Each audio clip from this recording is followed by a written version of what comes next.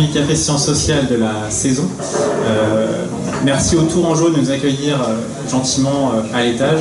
N'hésitez pas à consommer pour manifester votre solidarité avec eux. Pour ce premier café de l'année, on se retrouve sur le thème des services publics, engagement des agents, des engagements de l'État.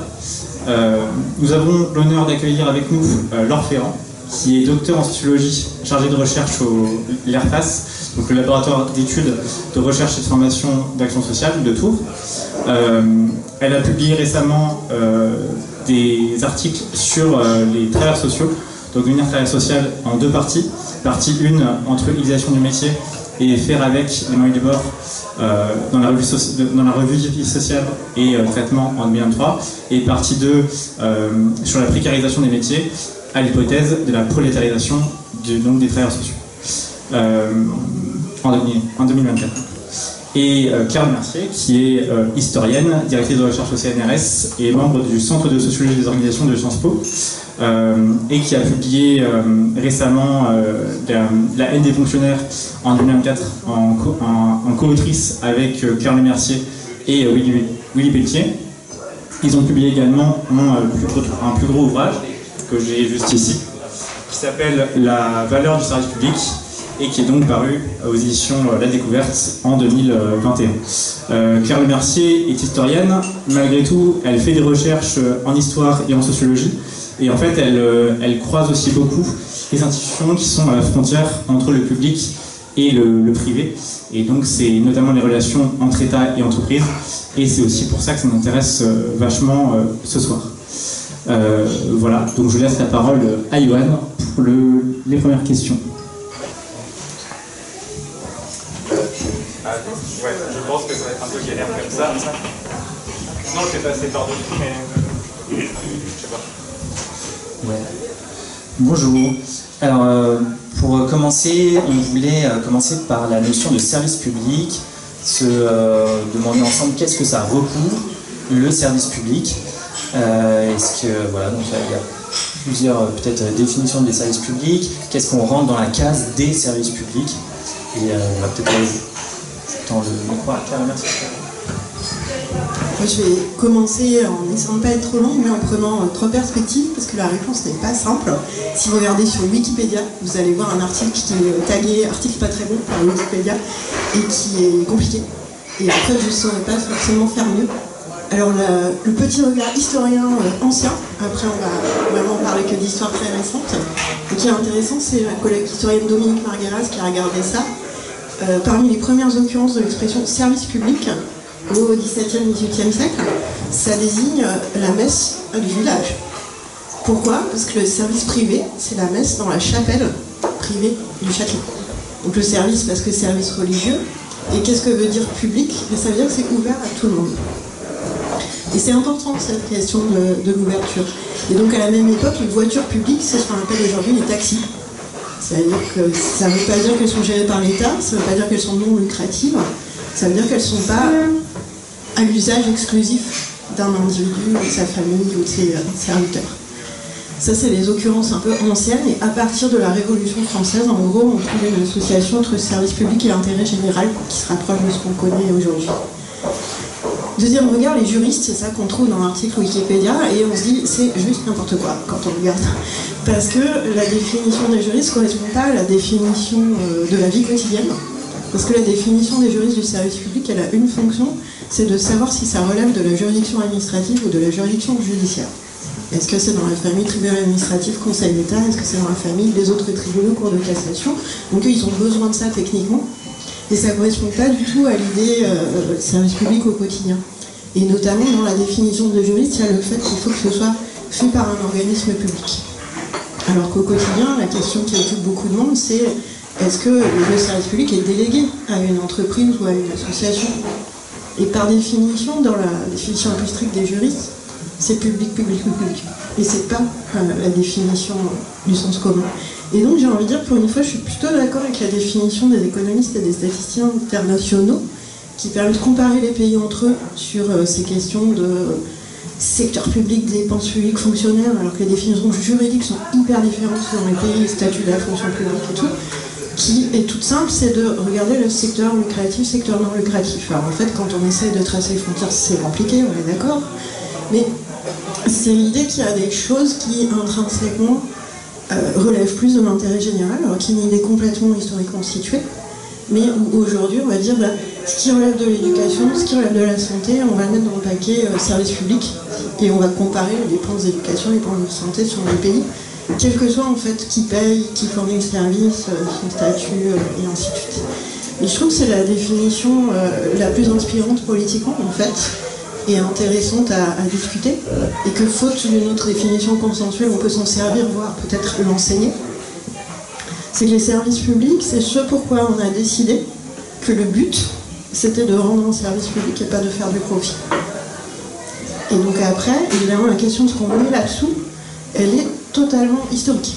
Et ça dépend aussi des pays, mais ça dépend aussi des périodes. L'idée qu'il y ait des piscines publiques, c'est une idée complètement révolutionnaire de socialistes à Roubaix à la fin du XVIIe siècle, qu'il faut que les gamins puissent apprendre à nager, etc. Personne ne s'est dit avant que ça peut être le rôle de la collectivité de fournir un endroit où nager.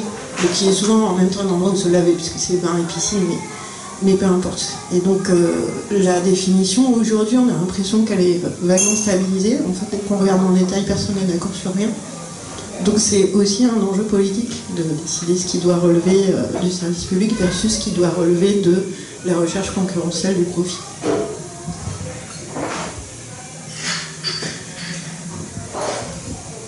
Du coup, merci pour ça. Et du coup, tu as dit, donc maintenant c'est une définition intéressante, c'est de dire que c'est dans le secteur non lucratif le service public. Après, c'est du coup opéré par différents organismes, une multitude d'institutions qui ont des statuts différents. Et donc du coup, quels sont ces différents statuts, quels sont ces différents organismes qui aujourd'hui rendent les services publics en France? Ouais, c'est un des trucs où on a essayé d'être très pédago dans le deuxième bouquin, parce qu'on en avait marre d'entendre, y compris dans les discussions de notre premier bouquin, une confusion constante entre dépenses publiques, organismes publics, services publics et fonctionnaires, qui en fait sont des choses assez différentes, assez fortement différentes. Notamment, l'immense plus grande partie de la dépense publique ne sert pas du tout à payer des fonctionnaires. Parce que dans ce qu'on rentre en dépenses publiques en France, il y a plus de la moitié, c'est la Sécu. Alors dans la Sécu, il y a beaucoup de redistribution, tout ce qui est chômage, retraite, en fait, c'est la redistribution entre des personnes qui sont en meilleure situation ou en moins bonne situation selon les moments. Et dans les dépenses de Sécu, il y a beaucoup de dépenses de personnel qui ne payent pas du tout des fonctionnaires, en fait, qui payent des professionnels de santé libéraux, qui sont rémunérés en partie, voire en tout, pour certains, par la Sécu. Donc en fait, la moitié de la dépense publique et la Sécu, elle va très très peu à rémunérer des fonctionnaires. Il y a les fonctionnaires hospitaliers qui peuvent rentrer dans cette case-là. Et ensuite, dans les autres services publics que la santé et le médico-social, il y a une très grande diversité de manières de rendre ces services publics. Nous, au fond, ce que tout le monde a en tête, c'est par une administration ou par une entreprise publique, style SNCF, sont vraiment loin d'être les seuls. Donc il y a notamment une tendance historique du Conseil d'État, ce fameux endroit où les juristes décident ce que doit être le service public, de favoriser les délégations au privé pour tout ce qui était infrastructurel. Notamment, un cas qui est beaucoup revenu dans les débats politiques récemment, c'est la gestion de l'eau pour les communes, qui en plus aujourd'hui a des enjeux écologiques auxquels on ne pensait pas forcément auparavant. Il y a au début, au 19e siècle, quand on s'organise les réseaux d'eau un peu modernes, c'est globalement une gestion publique par les communes. Et il y a eu beaucoup d'incitations des pouvoirs publics centraux à déléguer ça à des grandes entreprises depuis la fin du 19e siècle. Avec un peu des hauts et des bas, parce que souvent on s'apercevait que cette délégation des grandes entreprises créait des scandales financiers, des scandales sanitaires, tout un type de problèmes. Mais la proposition que l'eau soit gérée par ce qu'on appelle les régies, c'est-à-dire directement par les personnels municipaux, elle est longtemps restée une proposition de gauche minoritaire et complètement désincitée par la réglementation, avant que ces dernières décennies, ce mouvement de mise en régie gagne y compris des très grandes villes. Paris, ça commence à faire longtemps maintenant, et gagne y compris des villes de droite comme Nice, qui ont quand même décidé de prendre contrôle de leur groupe. Donc il y a un certain nombre de services publics qui sont gérés par les entreprises, soit depuis très longtemps, soit depuis plus récemment, puisqu'on y reviendra, mais il y a une grosse incitation à externaliser un ensemble de métiers. Et en particulier, quelque chose sur lequel on parle beaucoup dans le livre, c'est l'externalisation du nettoyage et du gardiennage des locaux à des grosses boîtes comme Honnête, Saint-Cyc, chez Vincent, dont on explique qu'à notre avis ça pose beaucoup de problèmes et qu'à l'avis d'économistes, notamment François-Xavier de Vetter qui ont regardé ça de près, ça coûte probablement plus cher que de le faire par des fonctionnaires. Et puis, dernière modalité sur laquelle je pense que tu auras aussi un avis éclairé, c'est tout ce qui est délégation à des associations, qui est extrêmement présent, en particulier dans tout ce qu'on appelle aujourd'hui le CARE, qui sont des secteurs historiquement féminins, en particulier les travailleurs et travailleuses sociales, une bonne partie du médico-social et de certains autres secteurs, où on voit bien que historiquement c'était des fonctions qui étaient pas mal rendues par des religieuses, qui n'étaient pas tellement payées autrement qu'en nature. Et quand ça s'est laïcisé et professionnalisé, qu'il y a eu les premières écoles d'assistance sociale, notamment dans l'entre-deux-guerres, il y a eu vraiment un choix qui a été fait par beaucoup de mairies, ce que raconte l'historienne Lola Zappi, de les fonctionnariser ou pas. Et la plupart des mairies ont choisi de déléguer ces services à des associations, donc que les assistantes sociales soient employées par ces associations, ce qui a eu souvent pour conséquence des statuts plus précaires ou des salaires plus bas, et qui permettait surtout aux mairies de garder des associations à leur main en cas d'alternance politique, de changer de personnel, d'avoir des associations plus communistes, plus chrétiennes, etc., selon la mairie, plutôt que d'avoir des fonctionnaires à vie qui seraient restés à travers les alternances. Et donc on a une bonne partie en fait, des services publics en matière d'aide aux personnes au sens le plus large qui sont délégués à des associations, mais on ne peut pas vraiment dire que ce soit uniquement un effet du néolibéralisme. Pour le coup, c'est quelque chose qui est structurel depuis à peu près un siècle et qui est en partie lié à un relatif dédain pour ces fonctions genrées au féminin. Et on se dit on va les assurer, mais non, pas non plus trop sérieuses.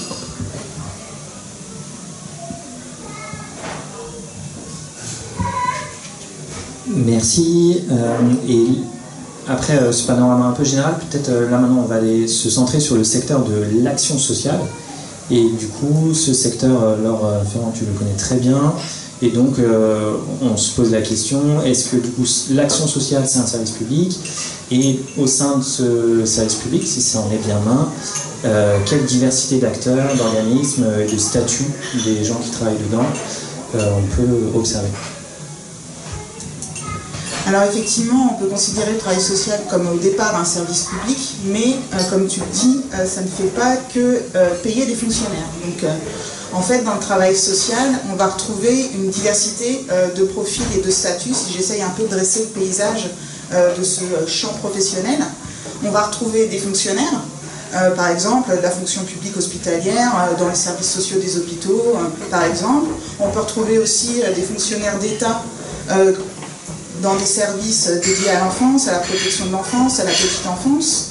On peut retrouver aussi des personnels des structures communales, comme les CCAS par exemple, ou encore les centres d'hébergement d'urgence. On retrouve également dans cette multitude de profils, on va avoir des salariés, et c'est là la grande majorité, des salariés du privé non lucratif. Donc là, on retrouve effectivement dans le champ du secteur social et médico-social un très grand nombre d'associations, avec par exemple des secteurs, des publics très différents autour du handicap, des jeunes en situation de vulnérabilité, ou encore aussi, on peut retrouver là les centres d'hébergement d'urgence, etc., etc. On retrouve aussi dans ce secteur social des salariés du privé là, lucratif, comme certains établissements pour personnes âgées, des EHPAD privés, ou encore le développement récent dans la petite enfance de toutes les micro-crèches qui sont voilà, du privé lucratif. Et on retrouve aussi dans ce travail social une autre figure intéressante qui est celle des travailleurs sociaux en libéral, ou encore les travailleurs sociaux en intérim. Donc voilà en gros pour le paysage. Juste aussi un chiffre, en 2018 en France il y a 1,3 million de travailleurs sociaux et 9 professionnels sur 10 sont des femmes. Donc ça rejoint ce que tu disais tout à l'heure. Et ce qu'on retrouve aussi dans le travail social, c'est une multitude de métiers. Ce qui est quand même une particularité. On recense plus d'une vingtaine de métiers dans le travail social. Les historiques, c'est les assistantes de service social, c'est aussi les éducateurs spécialisés ou encore les éducateurs de jeunes enfants. Le diplôme a eu 50 ans, je regarde ma collègue Stéphanie qui est éducatrice de jeunes enfants, le diplôme a eu 50 ans il y a 2 ans, je crois. Et puis, si je cite d'autres métiers, je ne vais pas tous les citer, mais il y a aussi les accompagnants éducatifs et sociaux, les techniciens de l'intervention sociale et familiale, les conseillers en éducation sociale et familiale, les éducateurs techniques spécialisés, les moniteurs éducateurs, les assistants familiaux, les cadres de l'intervention sociale, et ne pas les oublier aussi, des directions, ou encore ceux qu'on appelle les ingénieurs sociaux. Et ce que je peux noter pour terminer mon paysage, c'est que, qu'ils soient salariés du privé ou du public, en fait, tous dépendent des politiques publiques. Les politiques de l'action sociale sont des politiques menées par l'État, et le rôle de tout travailleur social est de faire respecter ces politiques publiques. C'est de les faire respecter en matière d'intervention sociale, c'est-à-dire par exemple, les lois dédiées au handicap, c'est de faire respecter ces lois liées au public, en fait, mais c'est aussi de faire respecter les politiques publiques qui organisent les métiers, qui définissent le périmètre d'intervention de chacun, et puis c'est faire aussi respecter ces politiques publiques qui organisent des dispositifs d'accompagnement des publics, comme le RSA, par exemple. Donc tous les établissements, qu'ils soient privés, lucratifs, non lucratifs, etc., en fait tous sont soumis à ces mêmes politiques. Donc s'il y a du service public, ce n'est pas le cas pour la totalité des salariés. On peut considérer que finalement les salariés des associations privées à but lucratif ou des entreprises privées à but lucratif finalement opèrent plutôt comme des structures d'une certaine façon aussi parapubliques, parce qu'ils sont encadrés par la loi et bénéficient d'une tarification, d'un encadrement des personnels, tous finalement de la même façon. Voilà.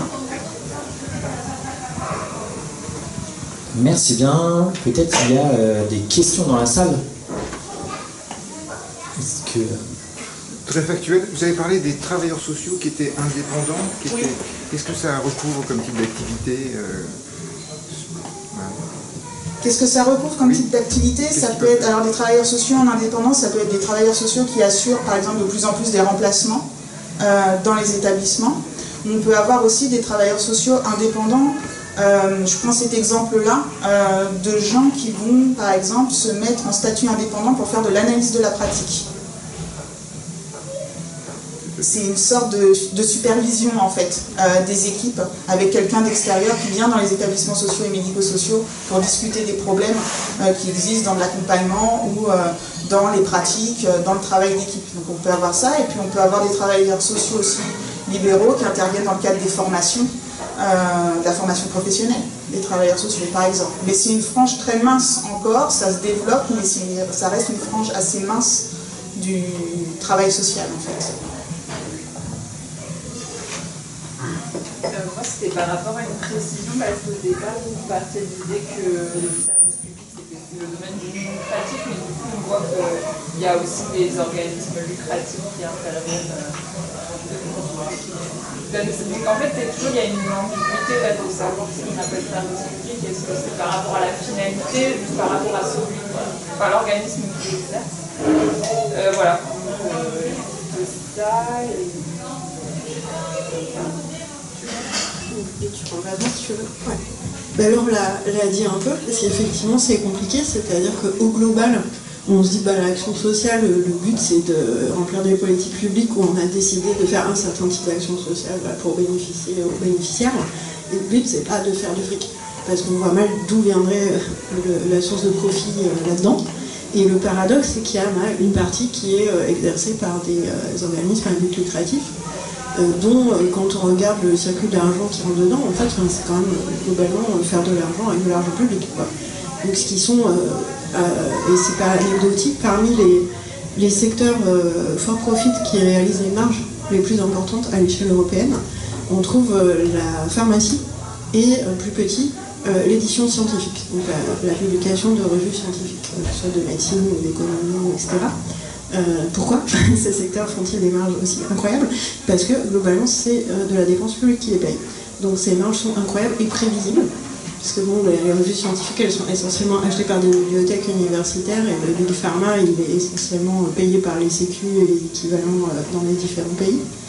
Donc là, on a un problème, effectivement, d'avoir décidé collectivement qu'une partie de ces missions dont on voit mal comment elles pourraient spontanément générer du profit sont exercées par les entreprises qui génèrent du profit. Et du coup, dans le cas extrême, ça donne le scandale d'Orpea ou des crèches récemment.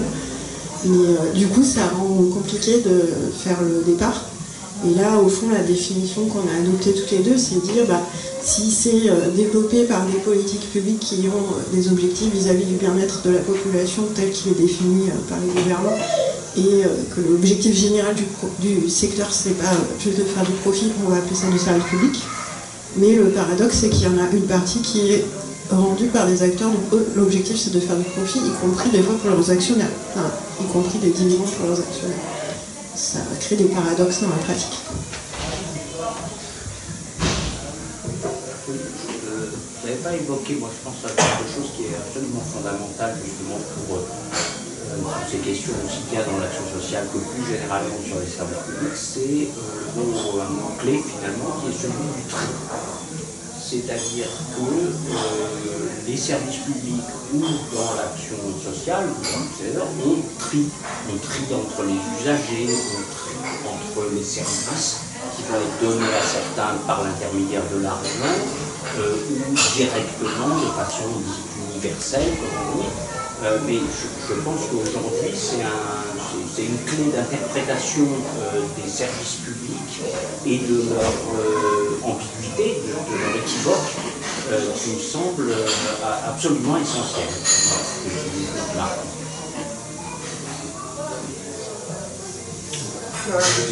Moi, je rejoins ce que Pierre dit. Je pense que c'est pas une fatalité, mais que c'est une réalité dans les services publics aujourd'hui. Effectivement, je répète au cas où pour l'enregistrement, je ne sais pas si on entend tout, l'idée que ce que font les services publics aujourd'hui, c'est avant tout trier entre usagers, et notamment trier entre les usagers qui vont être renvoyés ailleurs parce qu'ils peuvent se payer le même service dans un secteur lucratif, et les usagers à qui on fournit le service gratuit qui est du coup dévalorisé soit matériellement, soit pour le moins symboliquement. Effectivement, ce qu'on essaie de rappeler, notamment dans le premier livre, c'est qu'il y a des alternatives à ça, mais qui ne sont pas en hausse, quoique parfois localement, qui sont des manières de réfléchir à un service public universel, ce qui veut dire aussi de le donner gratuitement aux riches, ce qui peut être discuté politiquement. Et notamment, moi j'aime beaucoup la discussion sur les transports gratuits. Transports publics urbains gratuits, qui amène souvent à ouvrir beaucoup de débats intéressants à la fois. Parce que dans beaucoup de villes, c'est censé être gratuit, par exemple si vous êtes au RSA, et souvent dans beaucoup d'autres situations, mais c'est un truc très classique de non-recours, c'est-à-dire que ça veut dire qu'il faut avoir une carte de gratuité, qu'il faut ramener ses papiers de RSA, etc. En gros, les gens ne le font pas. Donc les gens qui ont droit à la gratuité, souvent n'en profitent pas. Et c'est une des raisons d'ouvrir une gratuité universelle, mais qui pose la question de comme ça a un coût, qui est-ce qu'on va faire payer pour que aussi les riches puissent ne pas payer leur tram ou leur bus.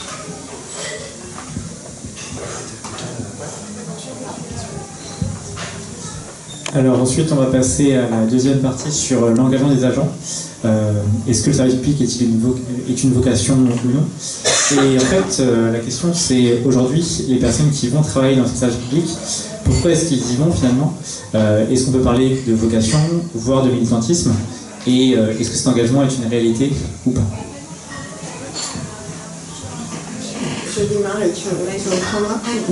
Mais en fait, je vais être assez courte parce que je dirais qu'on ne savait pas trop. Honnêtement, on l'a pas thématisé très directement dans le livre. Et il y a un rapport de France Stratégie qui va sortir lundi sur ça, en fait, parce qu'ils avaient une commande sur ce qu'on appelle maintenant l'attractivité de la fonction publique.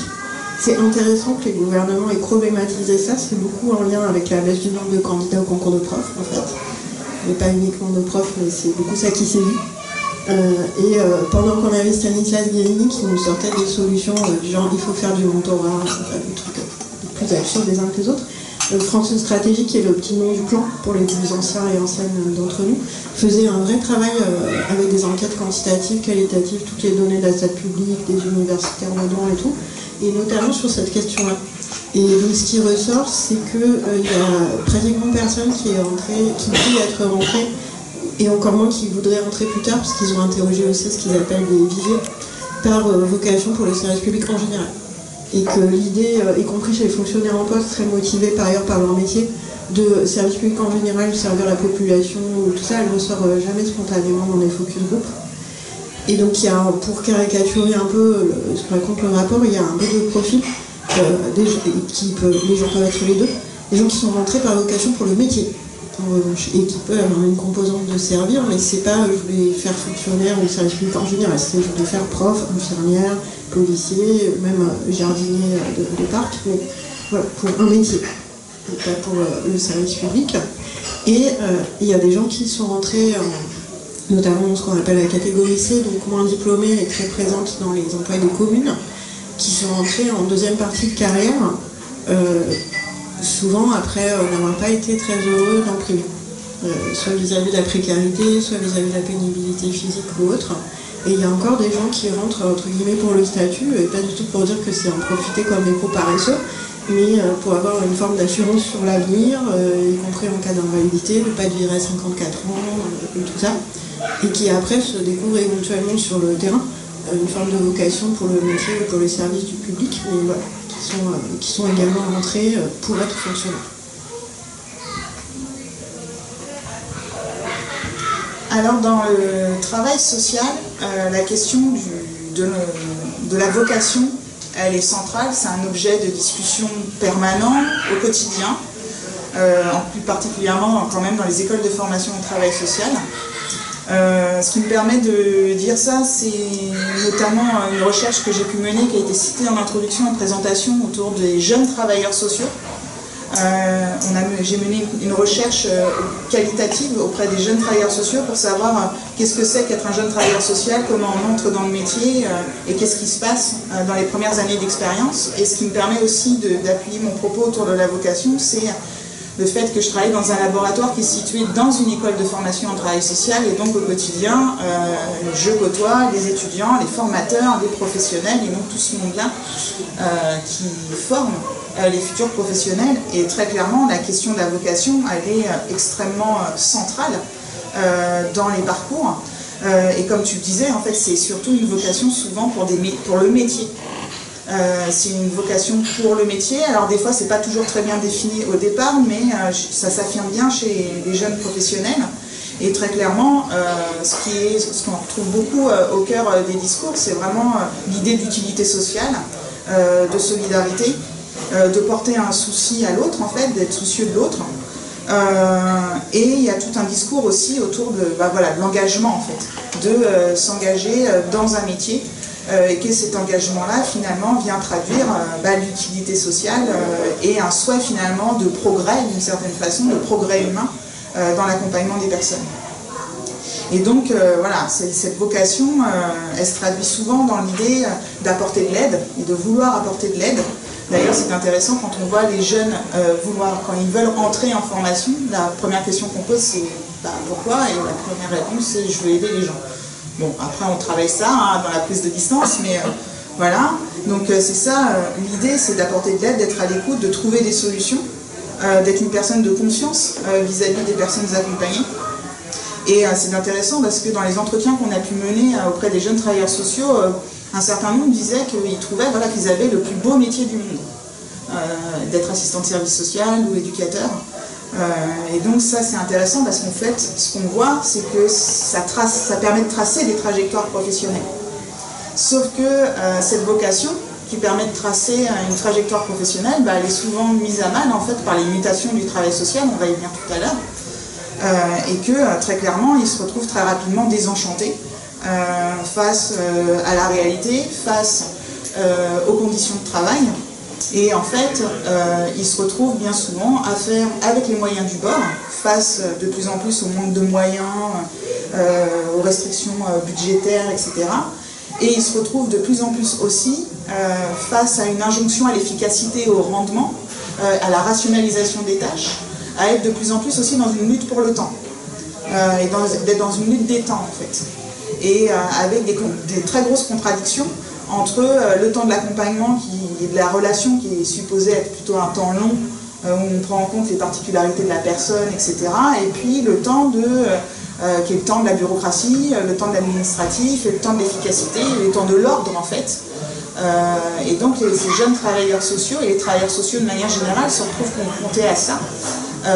Et donc entre la vocation d'un côté et la volonté d'aider, et puis de l'autre la réalité du travail, la vocation est souvent voilà, fragilisée, et donc ça va les amener, ça on verra tout à l'heure, du coup à redéfinir leur engagement et à voir aussi comment le travail social et le discours dominant dans le travail social vise à transformer l'engagement et à en faire un outil à son propre service dans l'accompagnement des personnes. Et justement, est-ce que ce bon engagement, aujourd'hui, il n'est pas finalement un peu galvaudé, dans le sens où, si je reprends les propos sur le plus beau métier du monde, etc., en tant que prof, par exemple, il arrive fréquemment que les recteurs, les ministres, etc., nous disent qu'on fait le plus beau métier du monde. Malgré tout, est-ce que c'est pas aussi une volonté de communication pour, en fait, réussir à traiter l'engagement comme un acte individuel et non plus forcément collectif ? Ah bah oui, très clairement, c'est-à-dire que face à ce mot engagement, très clairement il est repris par la novlangue néolibérale qui va complètement se l'approprier et en inverser le sens. C'est assez intéressant à voir parce que c'est souvent un angle mort en fait du retournement, de la dépolitisation de ce mot, notamment dans le travail social, puisqu'en fait on voit bien tout un tas de mots arriver dans le travail social. On parle, j'en ai noté plein, tous les mots de la novlangue: inclusion, bienveillance, résilience, participation, communication éthique, innovation, utilité sociale, pratiques innovantes, résistance au changement, parce que là c'est quand tu es un petit peu trop engagé, tu deviens résistant au changement. Entrepreneur de soi, indicateur, évaluation, projet, expertise. Et le mot engagement, lui, est souvent un petit peu en dehors des radars, sauf qu'il est complètement investi en fait par cette novlangue, parce que cet engagement et cette vocation, il faut bien en faire quelque chose pour, je dirais d'une certaine façon, mettre dans le moule ces travailleurs sociaux. Et j'aime bien cette phrase d'un philosophe qui s'appelle Grégoire Chamaillou, qui dans son ouvrage qui s'appelle La société ingouvernable, nous dit: définir les mots, c'est un acte politique, et qui en fixe le sens se dote d'un atout stratégique. Et donc là, très clairement, en s'appropriant le mot engagement dans la novlangue, les dominants en fixent le sens et organisent une stratégie qui finalement dessine et cadre des pratiques des professionnels. Et ce qu'on voit, c'est que voilà, on demande à l'étudiant en travail social de s'engager. Il doit s'engager dans sa formation. Même avant sa formation, ça serait bien qu'il ait des expériences d'engagement, quand même. Et puis quand il s'engagera dans sa formation, il pourra ça pourra lui faire gagner des points, obtenir des blocs de compétences, comme on appelle ça. Et puis une fois qu'il est professionnel, il doit s'engager de façon éthique, c'est ce qui est attendu. Et puis quand il rencontre une personne accompagnée, cette personne accompagnée doit être elle-même engagée dans son propre parcours, dans son projet personnalisé, dans son contrat. C'est un acteur. Donc voilà, ce qu'on voit apparaître en fait dans cette novlangue, c'est que finalement, effectivement, l'engagement devient beaucoup plus synonyme, en gros, de petits gestes au quotidien, de petits gestes individuels, que de solidarité collective. Et en fait, il revient aux individus d'être responsables d'eux-mêmes, qu'ils soient travailleurs sociaux, qu'ils soient personnes accompagnées, qu'ils deviennent responsables d'eux-mêmes et qu'il leur revient à eux dans la mise en concurrence, parce que ça aussi, finalement, tous sont mis en concurrence. Il faut pouvoir se manager soi-même. Et pouvoir se manager soi-même, c'est être engagé. Et donc, c'est pas pour rien que cette redéfinition, finalement, structure de plus en plus nos psychologies individuelles, mais aussi la psychologie collective, en fait. Et très clairement, c'est un des effets de ce néolibéralisme qui fait poser sur l'individu, finalement, la responsabilité de tout, en fait. je suis super intéressée parce qu'on a parlé beaucoup d'éléments de la novlangue et qu'on n'avait pas noté celui-là parce qu'on n'avait pas rencontré peut-être assez dans les métiers qu'on avait croisés. Et c'est hyper éclairant ce que tu dis. Et peut-être je rajouterais, pour moi il y a cette espèce de connotation de s'engager corps et âme qui va avec cette idée que voilà, si c'est de la vocation, on connaît bien, hein, du coup il faut accepter les petits salaires, gros horaires, pas de conciliation avec la vie privée, etc. Et j'ajouterais le paradoxe avec l'autre élément de novlangue où là on le commande plus, qui est sortir de sa zone de confort, qui est à la fois insupportable pour un peu les mêmes raisons, mais qui en fait est beaucoup utilisé pour déprécier précisément l'engagement de personnes dans un métier en particulier, dans un endroit en particulier, dans un service en particulier, donc tout ce qui va relever de l'expérience en fait, mais qui va relever du fait de se sentir personnellement attaché à un ensemble de tâches, et ça peut être un collectif aussi d'ailleurs. Et là, le travail des consultants, ça va être beaucoup de désengager les personnes de leur collectif, leur service, leur situation, et c'est y compris aussi, tu as un exemple, il y en a des millions, un exemple précis observé par des sociologues d'un service hospitalier très pointu, un sous-service en réa, où il y avait 2 infirmières qui étaient là depuis 15 ans, donc trop les références de tout le monde. Donc il faut qu'elles sortent de leur zone de confort, et effectivement on leur fait un emploi du temps où elles doivent passer un jour par semaine dans un autre service. Donc ce qui est absurde, du coup si on dit qu'on promeut leur engagement, y compris individuel, il ne faut pas leur faire ça. Donc on a un jeu sur il faut s'engager corps et âme jusqu'au moment où on vous dit d'aller vous engager corps et âme dans tout à fait autre chose qui ne vous intéresse pas. Est-ce que vous avez des questions sur l'engagement des agents? Pas de questions? Est-ce que vous avez des sondages, des enquêtes qui montrent un relatif désengagement des fonctionnaires ou de personnes qui travaillent dans le service public de manière plus générale ou pas? Dans France Stratégie, il teste l'hypothèse de la grande démission ou de la démission silencieuse. C'est compliqué. En tout cas, dans l'éducation nationale, il y a plus de démissions. C'est loin d'être massif, mais c'est beaucoup moins rare que précédemment, et notamment ils interviennent très tôt, y compris pendant le stage, ou vraiment dans les premières années. Il y a un peu des indices de désengagement. Après, il y a des indices de surengagement dans les enquêtes plus qualitatives dans certains métiers. Je pense aux maisons de France Service qui commencent à être un peu étudiées, où on a vraiment des personnels particulièrement précaires et sous-payés, souvent sur des contrats aidés, etc. En fait, les usagers sont souvent assez fans du dispositif, malgré toutes ces limites qui ont été multiplement pointées. Et c'est un dispositif qui, en tout cas, ne tient que sur, pour le coup, l'engagement, alors je pense souvent collectif pour que ça tienne, mais des personnels qui, très clairement, de la vie des gens qui ont regardé de près, ne pourra pas tenir dans la durée, en fait, si on les maintient sur les statuts où ils sont là actuellement. Donc il y a aussi des endroits où les gens tiennent le service public tout seul avec leurs petits bras, quoi, à l'hôpital et tout ça. Mais ouais, ils ont eu du mal, France Stratégie à l'objectiver, mais il semble que quand même dans certains métiers, il y a des formes de moindre auto-exploitation aussi à la longue. Alors, oui, pardon, excusez-moi. Est-ce que vous avez un petit peu des comparatifs internationaux ou quelque chose sur... parce que la force du service public, c'est justement la force de cet engagement collectif et de cette vocation qu'on est en train de saper petit à petit. Enfin, en tout cas, moi je le vis comme ça dans mon métier. Et on se dit, à long terme, ça ne peut pas payer. On a du mal à croire que ça puisse payer à long terme. Donc, sur quel modèle, est-ce qu'il y a un pays, avant la France, qui a mis en place ce management néolibéral et qui s'est rendu compte que ça coûtait tellement moins cher que finalement, il y a bien économiquement une justification finalement de malmener comme ça les gens qui sont en service public.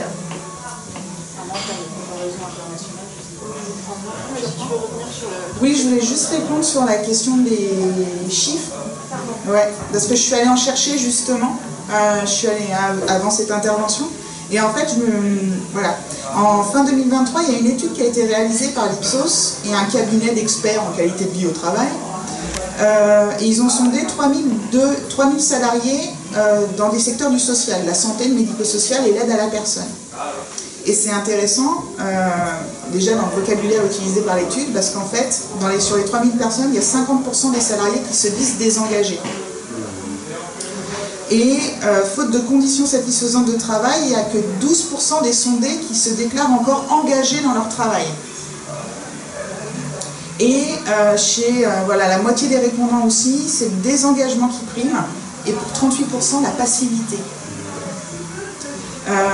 Et ce qu'on voit aussi, ce que montre cette étude, c'est quand les salariés occupent les fonctions de ce qu'on appelle première ligne, ceux qu'on attend applaudis au moment du Covid, près d'1 sur 2 ne se considère pas en bonne santé mentale. Donc voilà, c'était pour illustrer, répondre à votre question. Les trucs internationaux, je te laisse. Ouais, sur l'international, on n'a pas tant d'études comparatives systématiques que ça, c'est assez dommage, c'est souvent dans un seul pays. Mais en tout cas, ce qu'on peut dire, c'est qu'il y a eu quand même à peu près les mêmes réformes néo-managériales partout en même temps, qu'elles ont été plus accentuées dans les pays où il y avait des alternances politiques violentes, donc notamment l'Angleterre et les États-Unis dans les années 80 avec Reagan et Thatcher, donc plutôt et plus fort et plus violemment qu'en France, mais aussi dans les pays un peu sous tutelle du FMI, en Europe aussi, avec la Grèce, ou bien évidemment sur d'autres continents.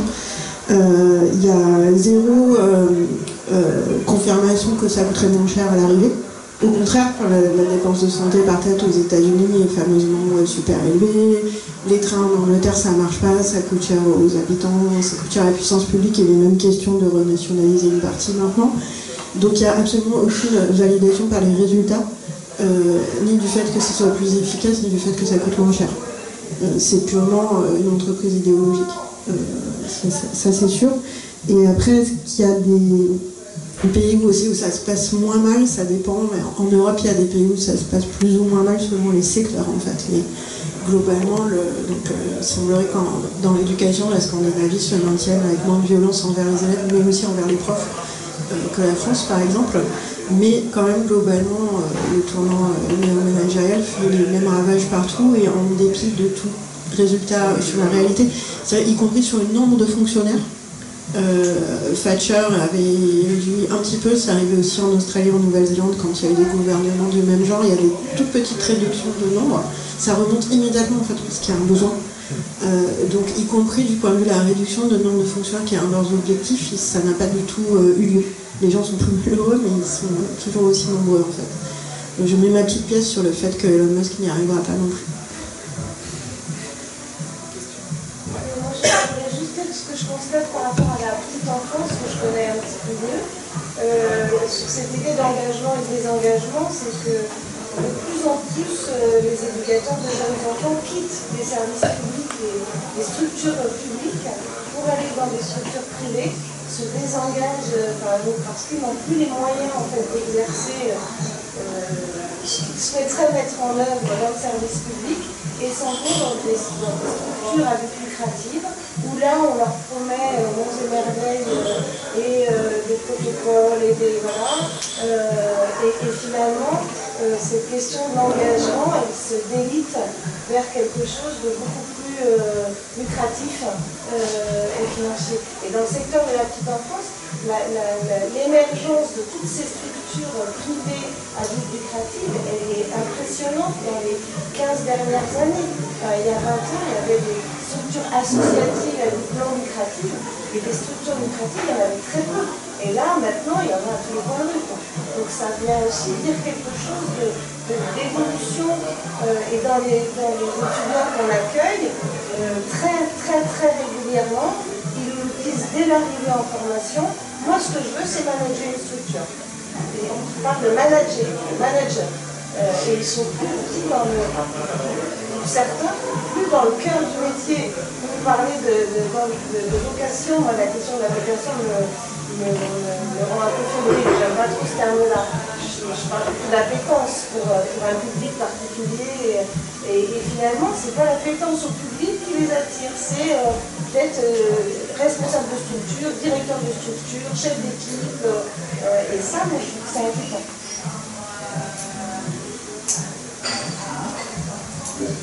Ensuite, sur la partie désengagement de l'État, ou bien son engagement dans la marginalisation des services publics, on va d'abord s'intéresser au fait de savoir si on peut dire ou pas qu'il y a un désengagement de l'État dans la gestion de la mise en œuvre des services publics, et si oui, comment est-ce qu'il se produit?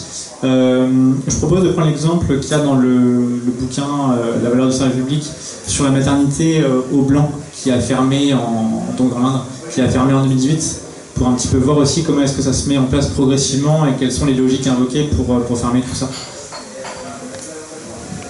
Oui, c'est un bon exemple, cette fermeture des maternités et des hôpitaux de proximité qui en fait est rampante depuis les années 1980. Alors ça, c'est un peu l'aspect déprimant de cette affaire, c'est que cette idéologie du nouveau engagement public, elle est partagée dans tous les pays, et elle est partagée, et c'est pas une importation états-unienne comme on l'entend parfois, elle est née de groupes de gens de tous les pays, y compris en France, et elle a été partagée beaucoup par tous les gouvernements, encore plus depuis 2000.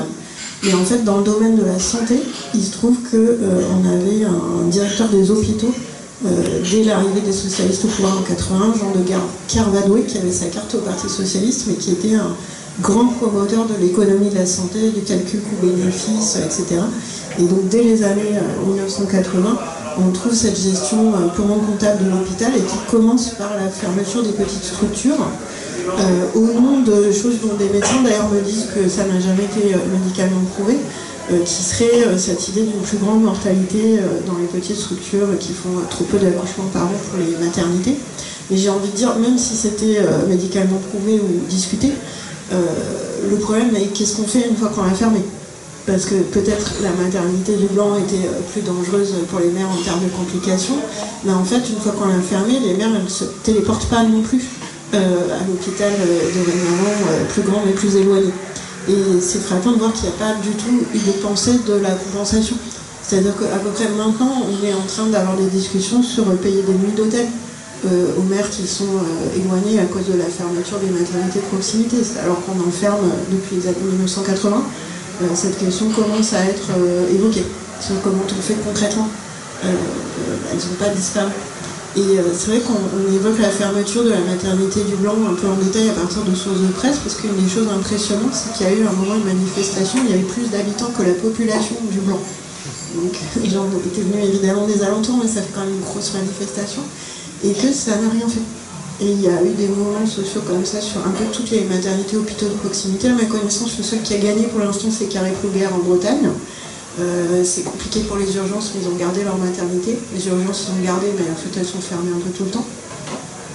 Donc c'est un des exemples de désengagement de l'État, c'est le désengagement territorial, qui est vraiment effrayant et sur lequel surfe le RN, en disant, voilà, du coup, la ruralité, tout ça, nous, enfants, et qui date, encore une fois, des années 1980. Donc c'est antérieur à la dématérialisation qui sert maintenant d'alibi pour fermer encore plus de guichets et de services publics.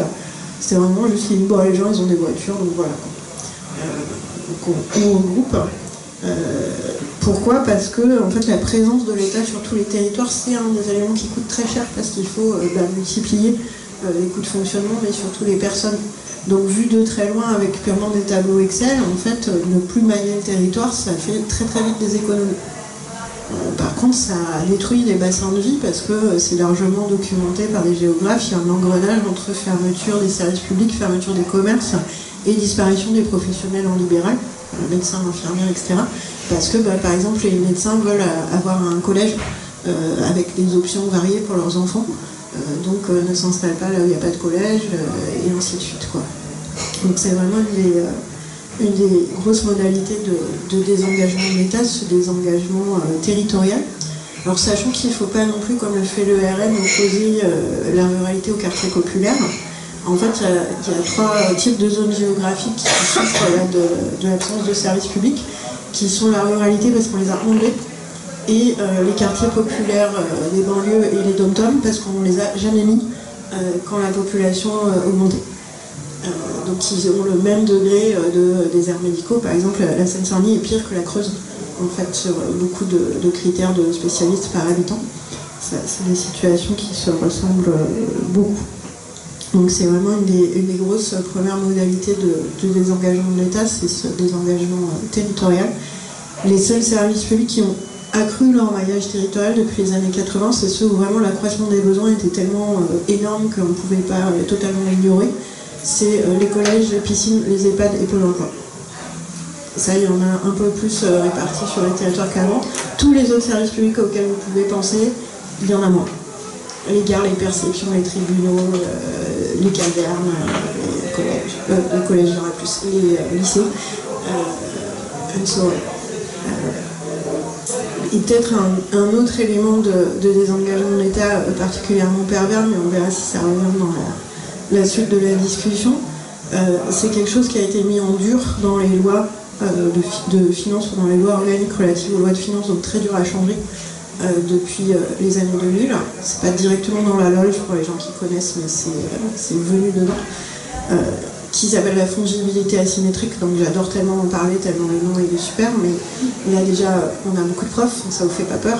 Et puis il y a l'humoriste Walidia qui a fait un sketch dessus, ce qui nous a autorisé en fait à en parler dans le deuxième livre, on n'avait pas osé dans le premier. Donc vous pouvez googler Walidia, McKinsey et Nazi, et il explique la fongibilité asymétrique en 3 minutes. Et donc c'est une règle qui est vraiment très en dur dans la comptabilité publique, qui dit qu'à somme égale, vous ne pouvez pas augmenter la part de cette somme qui est consacrée à payer des personnes sur des statuts publics, même vacataires, intérimaires, et tout ça. Par contre, vous pouvez toujours augmenter la part qui est consacrée à payer des prestations aux entreprises. Et ça, c'est une énorme contrainte, en particulier sur les collectivités locales de gauche, qui pourraient vouloir, par exemple, réinternaliser le ménage. C'est qu'on a vraiment des grosses barrières à augmenter l'emploi public, même l'emploi public précaire, au profit de faire payer des prestations aux entreprises, même si c'est beaucoup plus cher en fait. C'est vraiment une question de principe qui est mise dans la comptabilité. En gros, si vous payez du travail via une entreprise, ça compte comme du fonctionnement et pas comme du personnel. Et c'est une des raisons, aussi bien du recours au cabinet de conseil que du recours au bio-nettoyage par Honnête. Donc vraiment aux deux extrémités de la paye des salariés concernés.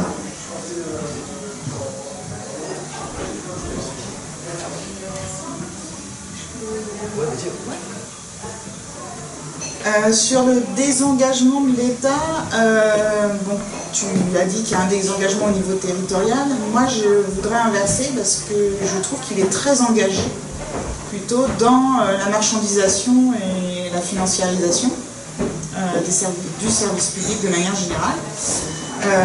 Et ce qu'on voit par exemple en travail social, c'est que l'État est extrêmement engagé dans la marchandisation du social. Et ça, c'est quelque chose qui s'exprime depuis les années 80 et comme le disait Stéphanie tout à l'heure pour la petite enfance, qui ne cesse en fait de s'accélérer. Il y a très clairement une privatisation, une bureaucratisation de l'action publique dans le travail social.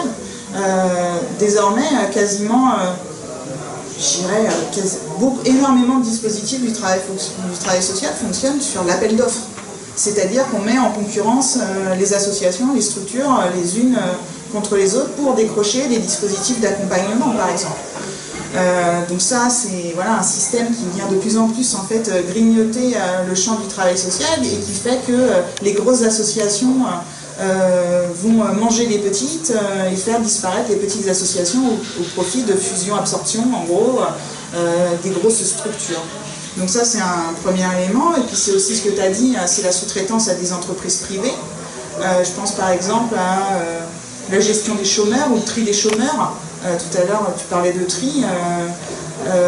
Ceux qui vont être durs à recaser, on les file à France Travail, et ceux dont on sait qu'ils vont bien se réinsérer, on les donne à des entreprises privées voilà, qui vont pouvoir retrouver du travail à ces personnes-là. Et puis c'est aussi la figure de l'usager client en fait. Aussi. Donc c'est toute une logique d'entreprise qui se retrouve un petit peu dans ce travail social. Et puis il y a un autre exemple que je voulais donner, qui est là un exemple de financiarisation de l'action sociale. C'est quelque chose qui est apparu plutôt du coup dans les pays anglo-saxons, je crois, il me semble en Grande-Bretagne, au Canada, je ne sais plus, et qui est apparu en France en 2018 ou 2019. Non, c'était sous Hollande. C'était sous François Hollande, avec Benoît Hamon en ministre de l'économie sociale et solidaire. Et ils ont mis en place les CIB, qui veulent dire les Social Impact Bonds, traduit en français par contrat à impact social. Ça n'a pas fait la une des médias, hein, mais je vais juste vous expliquer un petit peu ce que c'est pour vous montrer à cet état de la financiarisation de l'action sociale. Donc, en fait, un contrat à impact social, je regarde un peu mes notes parce que... Donc ça consiste à ce que les banques, genre la BNP, Goldman Sachs, voilà, les grandes banques, etc., avancent pour le compte du secteur public, donc l'État, les collectivités territoriales, les fonds nécessaires pour des actions sociales. Donc ils avancent des fonds nécessaires pour les actions sociales qui sont menées par les associations, qui sont mises en concurrence dans le cadre d'appel à projet, voilà. Et ces grandes banques vont suivre la mise en œuvre de ces dispositifs d'action sociale. Et ils vont en contrôler les résultats, puisque c'est ces banques qui vont mandater un évaluateur pour voir les effets plutôt positifs, hein, d'accord, parce qu'il faut bien qu'il y ait résultat sur investissement. Et quand le dispositif est mis en place et qu'il donne ses résultats, parce que voilà, du coup on est sur des temps courts, hein, 2 ans, 3 ans, 4 ans, pas plus, ces banques se retournent vers l'État pour réclamer le remboursement des sommes avancées et avec un intérêt, bien évidemment, un intérêt financier qui peut aller jusqu'à 13% par an. Donc c'est quasiment, voilà, au bout d'un moment, ça peut être le doublement de la somme. Et donc ça, voilà, c'est quelque chose qui s'est développé sous le gouvernement Hollande, et ça a notamment concerné, et là, dernièrement, on a vu tout un tas de scandales, par exemple, autour de la protection de l'enfance, des placements à domicile. Et bah, par exemple, il y a eu un contrat à impact social dans le nord de la France qui a concerné l'aide sociale à l'enfance, dans la logique des politiques publiques de ne plus vouloir placer en institution les enfants, mais de favoriser le placement à domicile. Et le contrat impact social visait à diminuer le nombre de places en institution pour augmenter le nombre de places en famille d'accueil ou chez un tiers. Donc voilà, par exemple, ce sont des contrats à impact social avec voilà, des acteurs privés de la finance qui financent de l'action et qui, bien évidemment, c'est bien évalué puisque c'est eux qui commandent l'évaluation. Et donc, il y a un retour sur investissement. Donc je pense qu'il se désengage d'une certaine façon, mais il s'engage très fortement sur la marchandisation et l'accentuation du tri, en fait, aussi.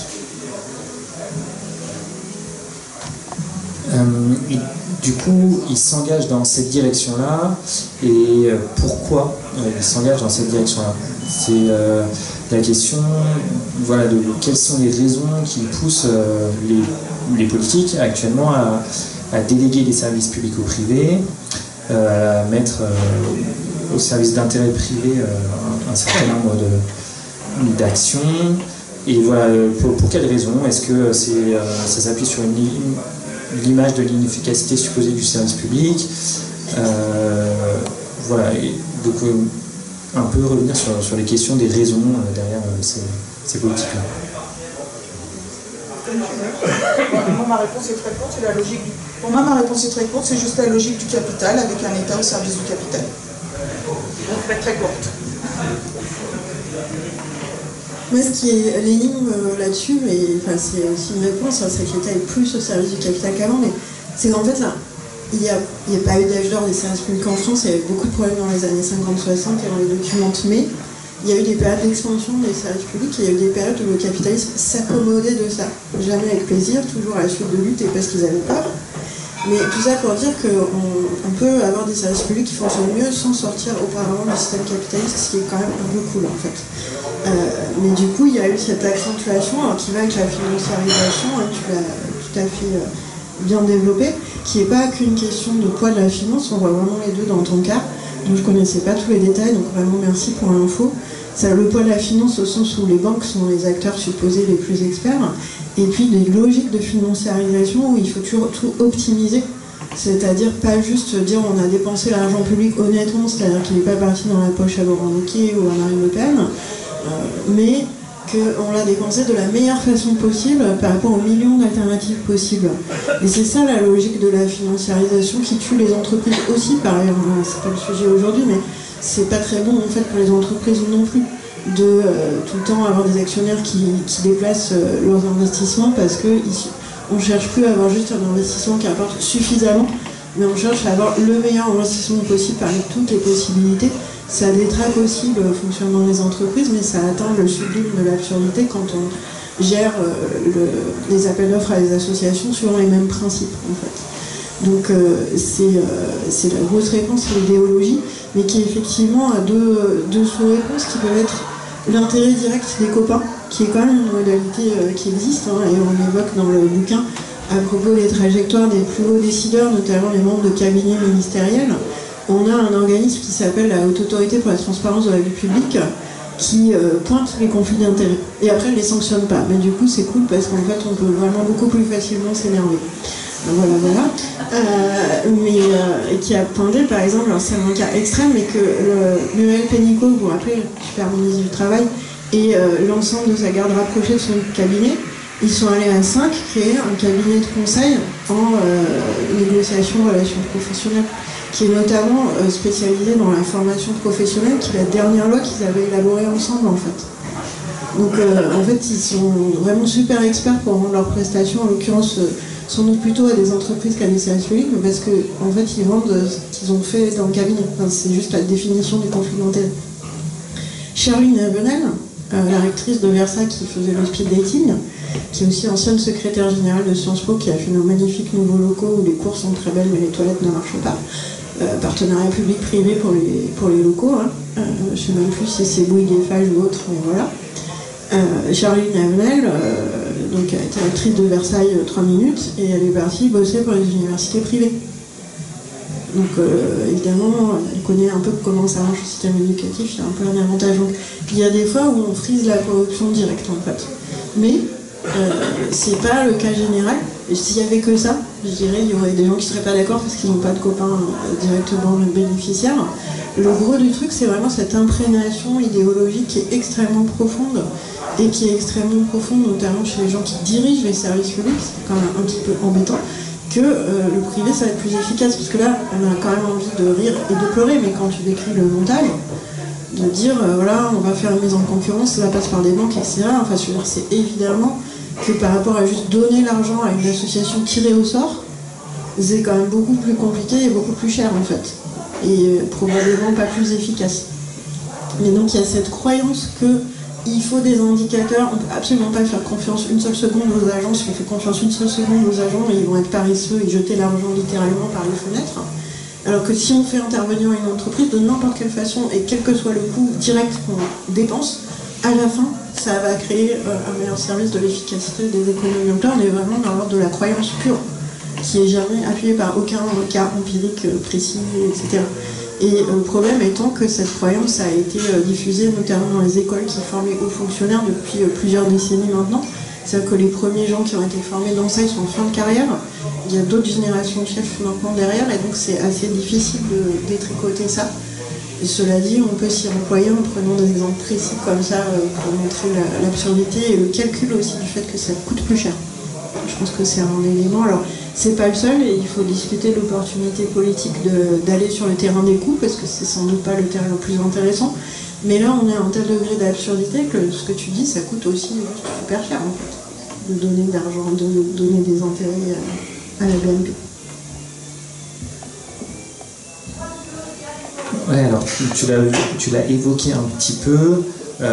C'est des idées qui sont largement imprégnées, notamment dans la haute fonction publique, cette idée que le privé est plus efficace. Du coup, ouais, je voulais revenir sur ça, sur le fait que est-ce que les agents publics eux-mêmes maintenant sont convaincus de ça, et en fait du coup sont convaincus du fait qu'il faut effectivement un désengagement de l'État dans pas mal de secteurs, dans pas mal de services publics.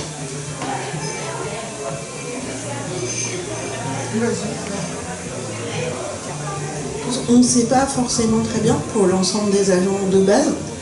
C'est sûr que pour les chefs, c'est très difficile de rester convaincus autrement. Il y en a qui restent et qui arrivent du coup à laisser plus de marge à leurs subordonnés. Mais du coup, ils savent qu'ils ne vont pas faire une belle carrière, et ainsi de suite. Enfin, c'est un truc qu'on évoque un peu pour revenir sur la maternité du blanc. Willy, qui a écrit ce passage, essaie de se documenter aussi sur les trajectoires professionnelles des personnes qui ferment la maternité. C'est-à-dire en fait la directrice de l'agence régionale de santé et la directrice de l'hôpital dont dépend la maternité. Et c'est quoi l'histoire en fait quand on s'oppose à 8000 personnes dans la rue d'une ville de 7000 habitants et qu'on dit non, voilà, vous accoucherez dans vos voitures, c'est comme ça. Et il souligne à la fois comment elles ont pu être imprégnées par cette idéologie dans leurs écoles, et comment elles ont aussi pas du tout une minute pour réfléchir à tout ça en fait. C'est pas non plus pour pleurer forcément sur leur journée, mais elles ont des journées à rallonge, que des réunions, elles rencontrent jamais les agents de terrain. Pour elles, les agents de terrain, c'est que des problèmes qui leur remontent. Donc en fait elles sont aussi un petit peu convaincues au quotidien que l'hôpital public c'est un meilleur problème, etc. Même si c'est le produit de leur idéologie. Et pour les agents et agentes de base, je pense qu'on manque d'enquête précise, mais c'est possible qu'il y en ait aussi qui pensent que c'est plus efficace dans le privé. Je pense que cette idée des jeunes qui vont dans les crèches à but lucratif, c'est super inquiétant parce que si j'ai bien compris, c'est pas juste pour gagner plus, c'est parce qu'ils se disent il y a un projet qui pour les enfants serait mieux, quoi. Alors c'est peut-être de la poudre aux yeux, mais en fait le truc c'est que quand on est mis en situation de mal faire son travail dans le public, on peut des fois se dire, alors je pense que souvent les gens rêvent plus du privé à but non lucratif, qu'on pourrait être dans de meilleures conditions ailleurs. Donc disons que la baisse de moyens pour le public, elle peut aussi entretenir chez les usagers, avec certitude, et chez une partie des agents, l'idée que ça se passe tellement mal que peut-être ça se passerait mieux si c'était une entreprise ou en tout cas une association qui s'en chargeait. Et c'est une stratégie classique pour le coup qui a été théorisée par les néoconservateurs états-uniens sous la forme Starve the Beast, donc affamer le monstre. De dire si on coupe suffisamment les moyens des services publics pour que ce soit vraiment très très mal rendu, les usagers vont plaider pour la privatisation en croyant que ça va être mieux, ce qui a été réfuté dans la réalité par exemple les transports. Mais on peut se demander si des fois ça peut pas même convaincre une partie des agents publics. Sur est-ce que le privé est plus efficace dans les idées, en tout cas, moi je pense que aussi aborder cette question-là sous l'angle de la pénétration dans les esprits de l'idéologie managériale est un indice de cette idée que tout ce qui est de l'ordre du privé est plus efficace que le public et que ça vient de plus en plus, cette idéologie managériale, organiser les rapports au travail, le rapport à l'autre, la mise en concurrence, la rationalisation de tout, tu vois, dans des logiques. Et dans le travail social, la question managériale, elle est extrêmement présente. D'ailleurs, on voit des changements de vocabulaire de plus en plus. Par exemple, dans les associations telles que la nôtre, je regarde ma collègue, mais jusqu'à il y a peu, on parlait encore de salariés, de collègues. Maintenant, on devient des collaborateurs qui sont sous la responsabilité de managers. Et là, très clairement, on voit bien que du coup, la logique du privé, l'idéologie du privé pénètre les esprits par ce biais du managérial, en fait. Voilà, c'est pour moi un élément de réponse. Est-ce qu'il y a des questions dans la salle? C'est pas une question, mais c'est plutôt une remarque en fait générale. Quand on vous entend, finalement,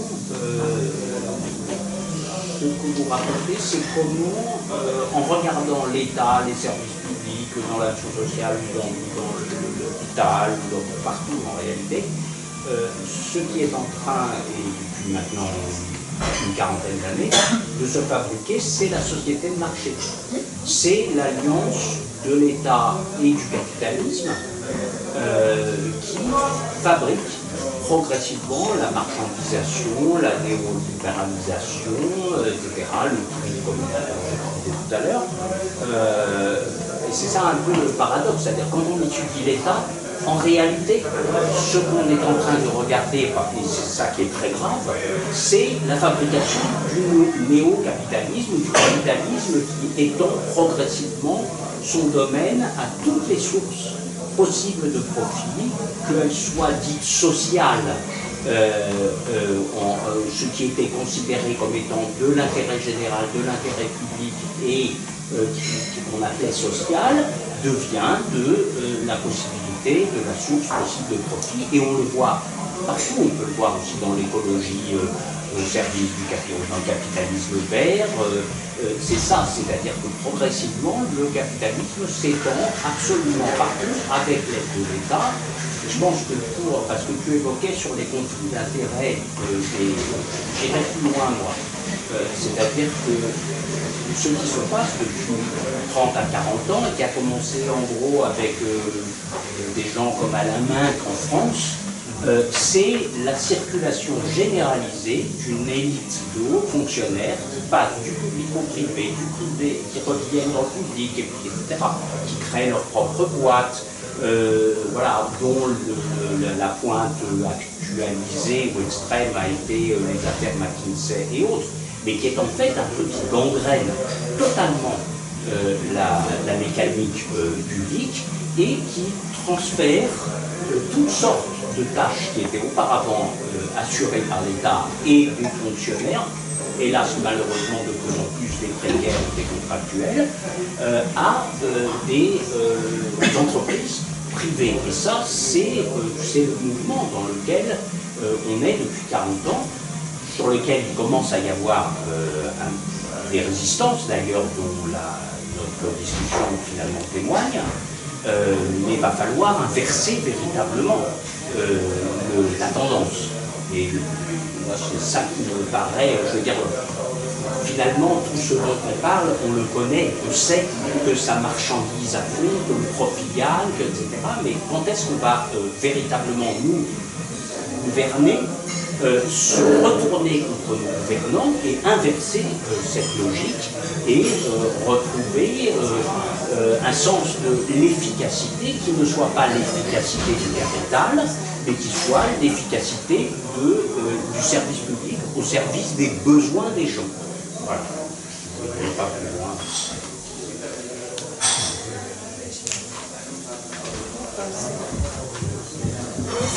On parle pas mal de ces circulations, effectivement, parce qu'il y a un peu une idée reçue que ça a toujours existé sous les dehors du pantouflage, mais effectivement, ça s'est accéléré. C'est surtout des allers-retours, parce que le pantouflage, c'était je bosse dans le public un peu pour les techniciens ou beaucoup pour les énarques, et après je vais en entreprise et j'y reste.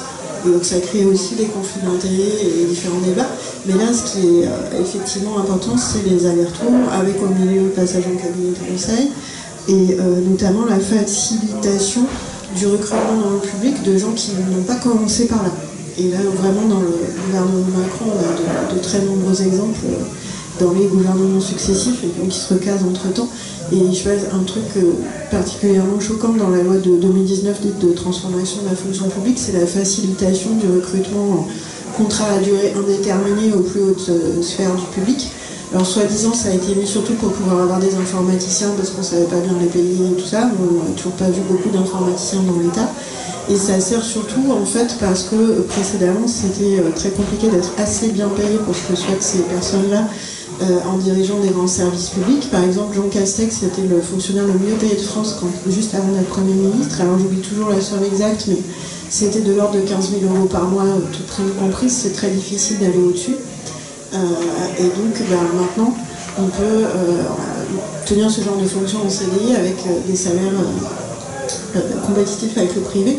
Et un exemple qui a été dévoilé par Mediapart et qui est édifiant, c'est le numéro 2 de la Caisse des dépôts et consignations, donc banque encore publique, même si elle a des comportements de moins en moins publics, mais bon, qui était donc un fonctionnaire qui a démissionné de la fonction publique pour immédiatement être réembauché en CDI sur son même poste qu'il avait précédemment.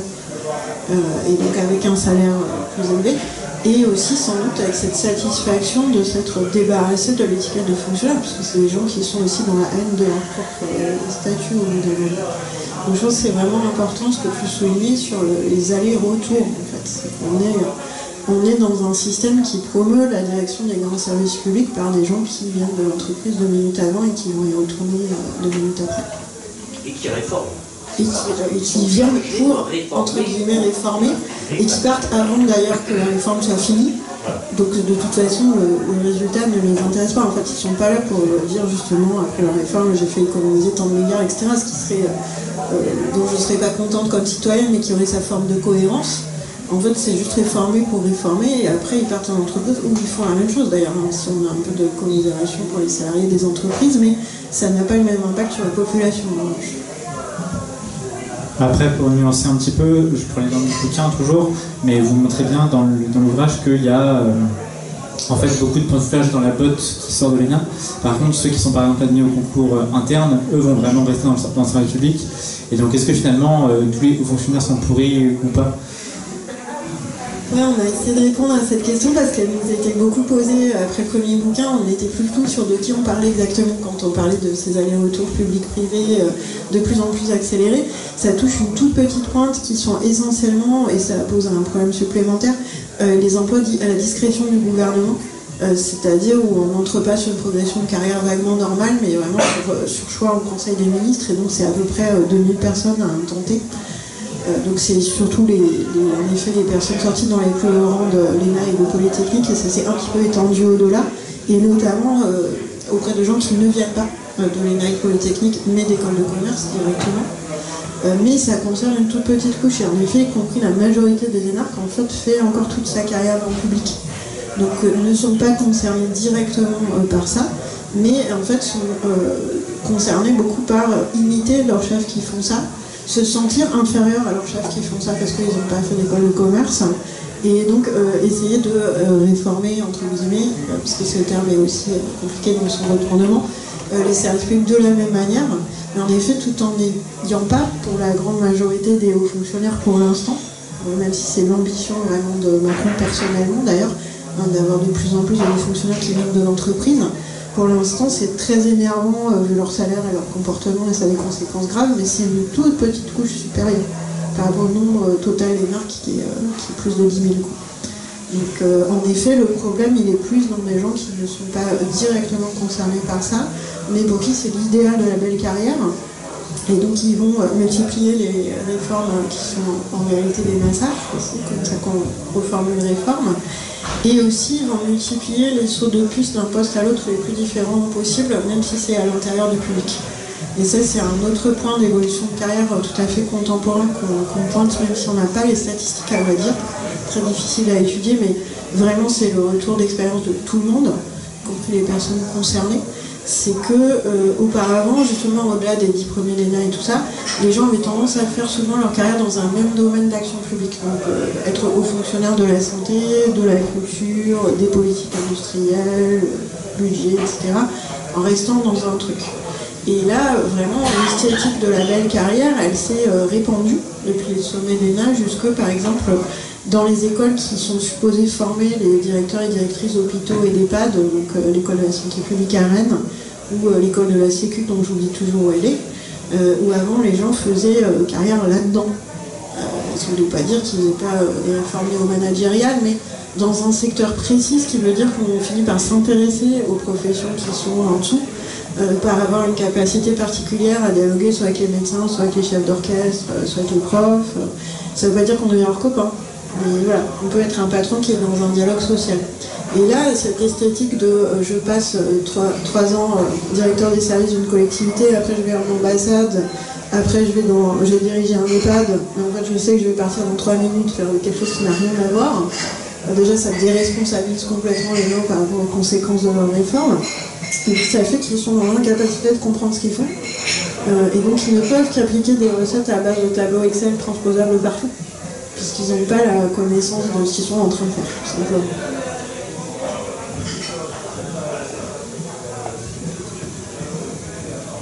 D'autres questions? Oui, là, on essaye de quitter les sommets de l'État pour revenir peut-être aux agents.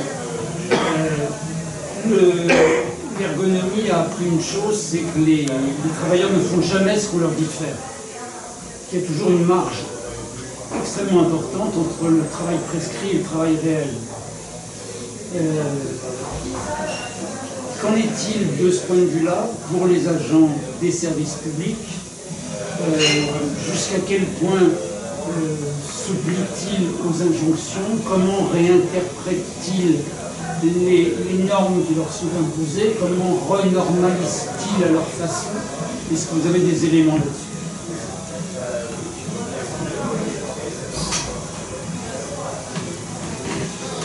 Oui, tout à fait. Il y a toujours des contournements de la règle et ce qu'on appelle l'application locale, ultra-locale de la règle, ce qui fait que aucun professionnel ne va agir de la même façon et aucune structure ne va fonctionner de la même manière. Après, effectivement, c'était le dernier point qu'on voulait aborder sur les formes aussi de résistance qui peuvent se mettre en place au sein des institutions. Mais très clairement, il y a cette idée chez certains, hein, parce qu'il y a ceux qui agissent avec zèle, et puis ceux qui sont plus dans une forme de rébellion et qui vont chercher à contourner les règles, ce qui arrive effectivement. Et on a par exemple des travailleurs sociaux qui vont chercher, et c'est là où c'est assez tendancieux aussi, c'est qu'ils vont aussi chercher à contourner la règle en utilisant leurs propres moyens et en se débrouillant aussi un petit peu tout seul. Et finalement, en palliant les problèmes qu'ils rencontrent, ils en deviennent aussi d'une certaine façon, pas les complices, mais ça pose aussi cette question-là. Parce que finalement, pouvoir se regarder en face, pouvoir agir en fonction de ses valeurs et pouvoir accompagner correctement une personne, ça implique aussi du coup de transgresser, de faire en fonction de ce que l'on souhaite faire, mais aussi finalement de permettre à une institution aussi de fonctionner et de continuer finalement dans la droite ligne en fait, et de finalement pas venir remettre très clairement en question par le biais du collectif les rouages dans lesquels ils sont. Je ne sais pas si du coup on peut évoquer un peu le point résistance, mais effectivement nous on a toujours essayé d'avoir des moments feel good, comme on se disait entre nous sur le premier livre, pas que d'épuiser les gens, et les moments de résistance qu'on raconte, c'est souvent des moments de contournement et c'est toujours des moments de collectif. Et effectivement, je trouve que c'est vraiment super important de la différence entre contourner tout seul et contourner dans une équipe de collègues où on sait ce qu'on fait, on sait pourquoi on fait et on essaie de ne pas faire n'importe quoi. Et on a évoqué dans le premier livre le fait que, et ça s'est aggravé depuis, que dans les services de contrôle et d'inspection, que ce soit les douanes, le contrôle fiscal et tout ça, et ça a été bien montré par la Quadrature du Net là sur la CAF, sur le contrôle de la soi-disant faute sociale, les agents sont de plus en plus accompagnés d'algorithmes qu'on décore du monde d'intelligence artificielle, c'est juste des algorithmes globalement, qui leur disent où et quoi contrôler, ce qui piétine leur expertise et qui en plus, souvent pour la CAF, inclut des discriminations très directes. Et donc on documente en les anonymisant des services où les agents décident collectivement qu'il y a un des agents qui va faire le dit l'algorithme pendant que les autres font le travail comme on faisait avant, et ça tourne un petit peu et pour que ça se voit pas trop quoi. On évoque aussi dans le deuxième livre un cas à France Travail d'une ancienne en plus proche de la retraite qui a connu la MPE et qui dit dans son service, voilà, ils sont souvent issus d'affaires fonctionnaires, plutôt syndiqués, tout ça, et ils considèrent qu'ils connaissent bien les chômeurs de leur circonscription, là on n'anonymise même pas les d'accords c'est à Castres, et qui savent les replacer au mieux ou au moins mauvais, mais on leur impose des indicateurs de contact entreprise notamment, donc c'est en théorie, c'est aller passer une heure avec un responsable qui nous dit cette agente s'en fout. Et donc eux ils font leur quota de contact entreprise en allant dans des zones industrielles où il y a beaucoup d'accueil d'entreprise et en posant une carte de visite, bonjour, on est France Travail, vous pouvez nous joindre. Et donc ils peuvent dire on a fait 157 contacts entreprises et ça leur dégage du temps pour faire du vrai travail. Donc c'est des choses qui fonctionnent si on le fait collectivement pour s'assurer quand même qu'on le fait toujours pour le bien du service public et pas dans un délire personnel. Et c'est des choses qui fonctionnent aussi s'il y a des chefs intermédiaires qui couvrent, en gros jusqu'à un certain point. Et ça, on discutait hier, c'était un cas plus subtil, je trouve, et intéressant. Quelqu'un qui devait faire ce qu'on appelle le dialogue de gestion, le contrôle des dépenses, sur la promotion du service civique. Et où elle disait elle-même que c'était des cibles absurdes parce qu'en fait il fallait inciter les gens dans chaque département à faire de plus en plus de service civique, mais pas trop non plus, parce que sinon ça coûterait trop cher. Donc il y avait une cible exacte par département de nombre de service civique, il fallait pas trop non plus que les jeunes trouvent ça super, parce que ça n'allait pas. Donc déjà, tâche absurde. Et en plus, le moyen de faire ça, c'était d'utiliser une somme précise dans les départements qui devait être donnée à des associations pour qu'elle, whatever, je n'ai pas bien compris comment c'était censé marcher, fasse qu'il y ait exactement le bon nombre de services civiques.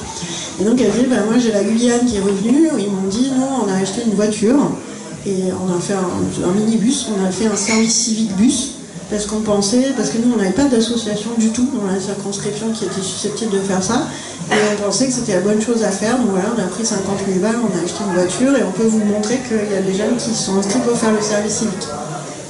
Et elle dit, j'ai pas le droit de cautionner ça.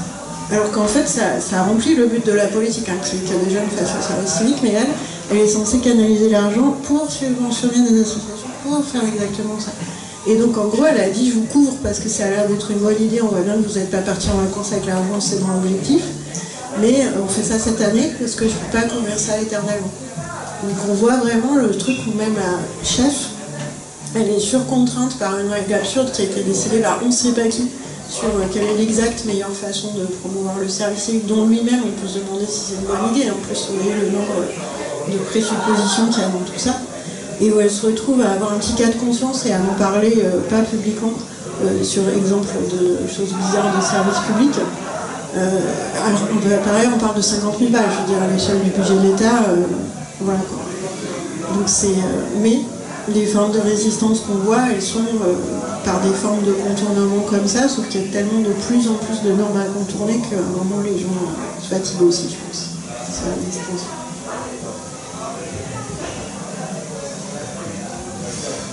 On continue donc sur les services publics, on demandera si jamais ils sont en crise ou pas aujourd'hui.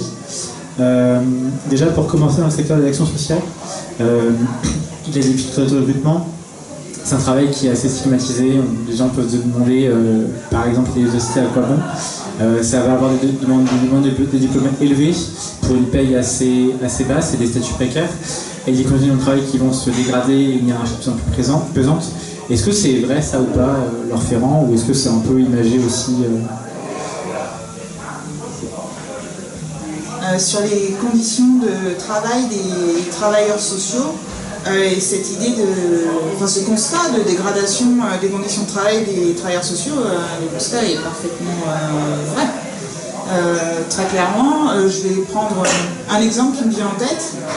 C'est que beaucoup d'établissements sociaux et médico-sociaux sont régis par une convention collective qui s'appelle la Convention de 1966, qu'on appelle communément la Convention 66.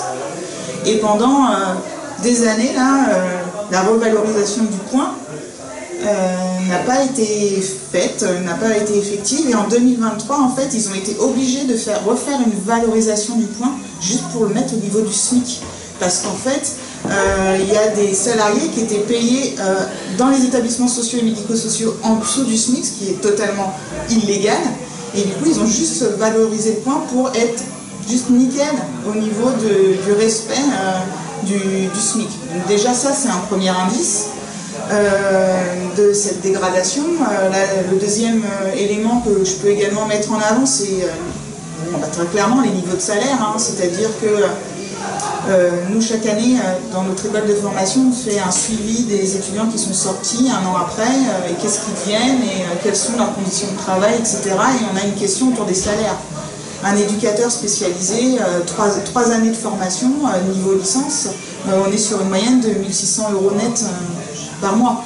Donc en termes de dégradation, il y en a en plus aussi de plus en plus confrontés effectivement à du turnover énorme dans les établissements sociaux et médico-sociaux, de plus en plus de CDD, de temps partiel, d'intérim, qui font que les accompagnements en fait deviennent de plus en plus difficiles. Quand on pense par exemple au secteur du handicap, ça peut, voilà, c'est des réels problèmes en fait. Donc voilà, on voit se développer tout un tas en fait d'emplois atypiques dans le travail social, et il y a une forme aussi effectivement de stigmatisation, ce que les employeurs vont appeler le manque d'attractivité du social. De plus en plus, dans les écoles de formation au travail social, il est de plus en plus difficile de recruter, de faire le plein en fait des formations. Ça attire de moins en moins, parce que ce que je viens d'énoncer est un élément, très clairement un facteur qui ne donne pas du tout envie de s'engager, même si on aurait bien envie. Et puis il y a aussi effectivement cette forme de stigmatisation du travail social, ou en tout cas de stigmatisation des personnes vulnérables. C'est-à-dire que qu'est-ce qu'on viendrait faire? On vient assister les autres.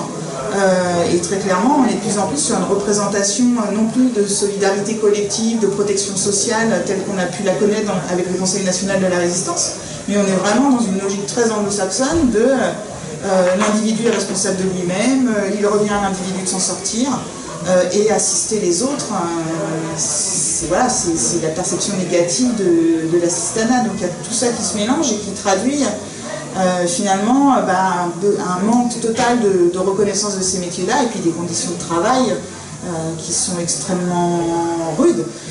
Il me semblait, là, cette semaine, j'ai entendu que en fait, l'épuisement professionnel chez les éducateurs arrive en gros 7 années après la diplomation. Parce que du coup, ceux qui sont en emploi pallient et sont éreintés, en fait. On les utilise, et souvent aussi, ce qui se passe dans cette dégradation des conditions de travail, c'est un élément qui me vient en tête, c'est aussi de plus en plus ces travailleurs sociaux qui font fonction. C'est-à-dire que, par exemple, en fait, c'est des glissements de tâches vers le bas, où la responsabilité, la prise de responsabilité glisse de plus en plus. Donc, par exemple, typiquement, une tâche qui pouvait revenir à un éducateur spécialisé de niveau de licence, etc., se retrouve glissée vers un moniteur éducateur qui a un diplôme niveau bac, par exemple. Et ça, c'est faisant fonction, c'est devenu monnaie courante, ou comme l'exploitation, d'une certaine façon aussi, des apprentis, qu'on est bien content de trouver pour assurer des fonctions de travailleurs sociaux dans les établissements, parce que ça coûte pas cher et que de toute façon on n'arrive pas à recruter, ce qu'ils disent. Voilà, quelques exemples.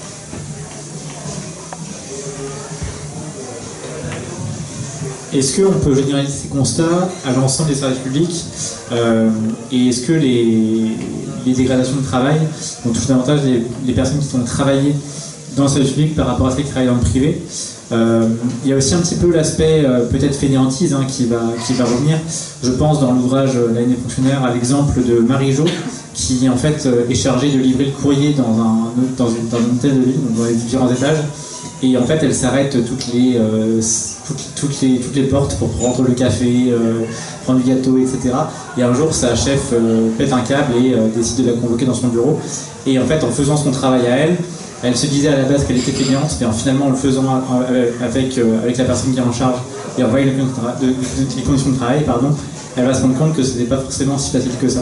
Donc est-ce qu'il y a aussi peut-être une méconnaissance des agents qui sont chefs pour connaître en fait les conditions de travail des agents qui sont en bas de la chaîne en général?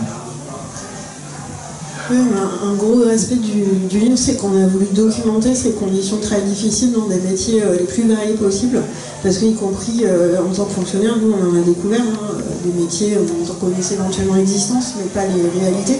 Et là c'est vraiment un cas qui est sorti dans un entretien avec une directrice des services municipaux, et donc c'est sur des vagues mestres, parce qu'il y a eu un autre cas après Marie-Jo. Donc c'est les gens qui distribuent le courrier entre différents services d'une collectivité assez grande, un peu comme des facteurs, mais qui avaient là en gros des outils de travail pas du tout adaptés, les casiers à courrier qui ne rentraient pas bien dans les ascenseurs ou dans les camionnettes, et donc qui se pétaient le dos et qui faisaient des pauses répétées juste pour tenir.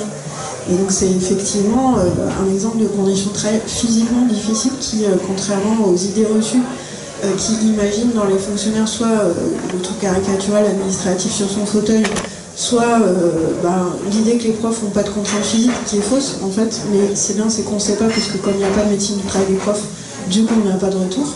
Mais bon, en réalité, les profs, par exemple de maths, ont aussi des problèmes d'épaule à faire, c'est écrit au tableau, etc. Mais voilà, il y a aussi des métiers plus directement pénibles physiquement dans le public. On peut penser immédiatement aux hôpitaux, avec une grande pénibilité physique, soit de port de charge notamment, soit aussi juste d'horaires décalés.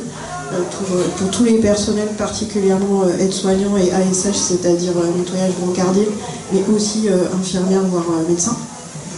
Donc on voulait insister aussi sur les facteurs de pénibilité physique et qui se sont dégradés. Dans le cas de Marie-Jo, on peut penser que c'est en partie parce que sa chef n'en a rien à faire de son métier, mais c'est en partie la vétusté des équipements du public dans beaucoup de cas, par manque de moyens, parce qu'on se dit que voilà, on va mettre les moyens sur des choses plus visibles par les usagers, aussi typiquement, que du matériel qui sert entre les services. Donc il y a clairement des dégradations qui touchent à la santé, y compris physique, mais aussi mentale des agents. Encore une fois, dans le rapport France Stratégie, je vous incite vraiment à jeter un œil, y compris pour les profs d'SES, parce qu'il y a une richesse de données qui sont hyper bien traitées statistiquement. Vraiment, ils ont mis la crème des services statistiques des différents ministères, avec des jolies visualisations et tout, donc vous pouvez vraiment le prendre comme exemple de visu statistique en profitant pour parler de la pénibilité au travail dans l'éducation nationale ou ailleurs. C'est double effet fond et forme. Et donc ils ont notamment essayé de comparer sur des métiers qui existent aussi bien dans le public que dans le privé, le ressenti des agents.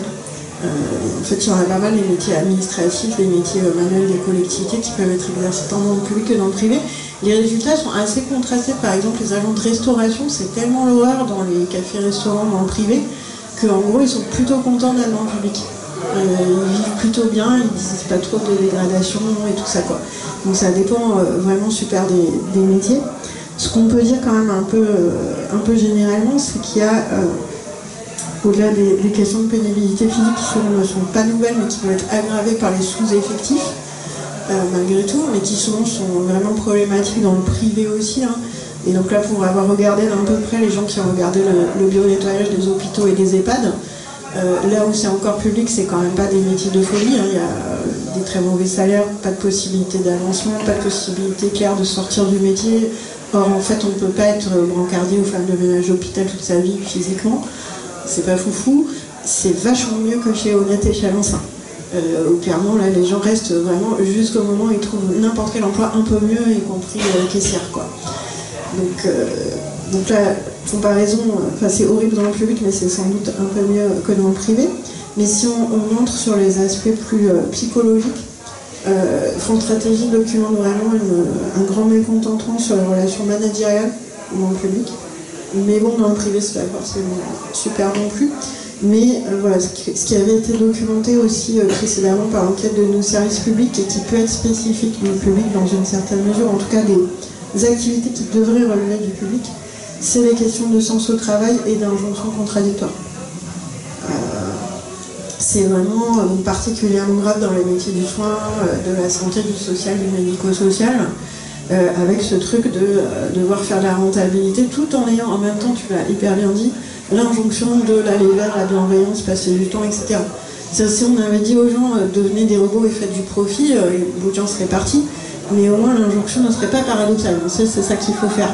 Le problème, c'est qu'on reste en fait dans le même temps sur les objectifs, par exemple d'accueillir tout le monde aux urgences, etc., soigner la maladie chronique à l'hôpital public, ce que ne font pas les cliniques, et que même on en rajoute avec peut-être des fois des super bonnes intentions sur le côté, voilà, il faut vraiment être, il ne faut pas être justement l'assistante sociale qui trie ou qui moralise, il faut prendre les gens comme ils sont, etc. Mais en même temps, il faut être rentable. Donc là, ça c'est quand même quelque chose d'assez spécifique. Pas forcément du fait d'être fonctionnaire ou dans une structure publique, parce que ça se pose aussi du coup si vous bossez dans une crèche ou un EHPAD privé, de la même manière ou pire. Mais de cette aggravation-là, elle est assez spécifique des métiers du service public et elle est très vivement ressentie par les agents.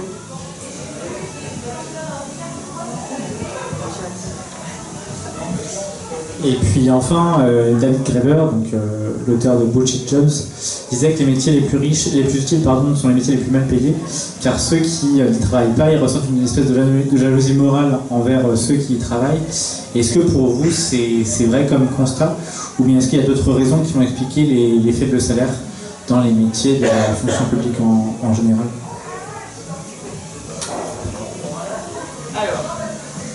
Cette question-là, elle émane en fait de la discussion qu'on a eue pour préparer ce café débat. Donc c'était de ma part une suggestion en fait, qui vaut ce qu'elle vaut. Parce qu'en fait, l'anthropologue David Graeber, dans son ouvrage Bullshit Job, qui gangrène aussi bien le public que le privé, tous ces emplois inutiles, voire nuisibles, qui sont de plus en plus présents, à un moment donné, en fait, il explique, il se demande quelles sont les conséquences en fait sur les autres de ces bullshit jobs, qui sont inutiles, nuisibles et très bien payés. Et il explique que le pendant de ça, c'est que en fait, finalement, les métiers qui sont les plus utiles socialement sont ceux qui sont les moins bien payés. Parce qu'ils ont une haute valeur morale, en fait, d'une certaine façon, là où les bullshit jobs n'en ont pas, et que ça permet d'entraîner ça a pour conséquence, en fait, de construire une sorte de ce qu'il appelle de jalousie morale, de ceux qui sont en gros inutiles et nuisibles à l'égard de ceux qui sont utiles socialement. Et donc finalement, c'est ce que tu disais tout à l'heure, c'est-à-dire que ceux qui sont dans l'éducation, dans la santé, dans le soin, etc., bah, c'est peut-être bien déjà suffisant qu'ils soient... voilà, c'est hautement moral, donc il n'y a pas besoin qu'ils soient payés plus. Mais là, ce qui est intéressant, et c'est peut-être ça aussi la haine des fonctionnaires, c'est finalement ce qu'il appelle cette jalousie morale qui fait que on ne supporte pas ceux qui sont utiles à la société. Voilà, c'est une piste parmi... Non, mais je trouve l'hypothèse hyper stimulante et j'adhère beaucoup. Et j'ajouterai 2 notes en bas de page qui ne sont pas contradictoires, mais je pense toujours un peu utile à rappeler. C'est que aussi une partie des métiers de fonctionnaires sont mal payés parce que c'est des métiers féminins. Parce que la fonction publique est très peu mixte, elle est plus féminine que le privé, mais chaque métier est pratiquement que féminin, pratiquement que masculin, sauf les profs du secondaire. Mais après, il faut regarder par discipline. Mais bon, les HES, c'est assez mixte. C'est vraiment l'exception. Et donc, il y a une partie de nos métiers féminins qui sont vraiment, ça a été très bien documenté par les sociologues du travail féministes, qui sont des métiers qui ont des petites grilles, comme on dit.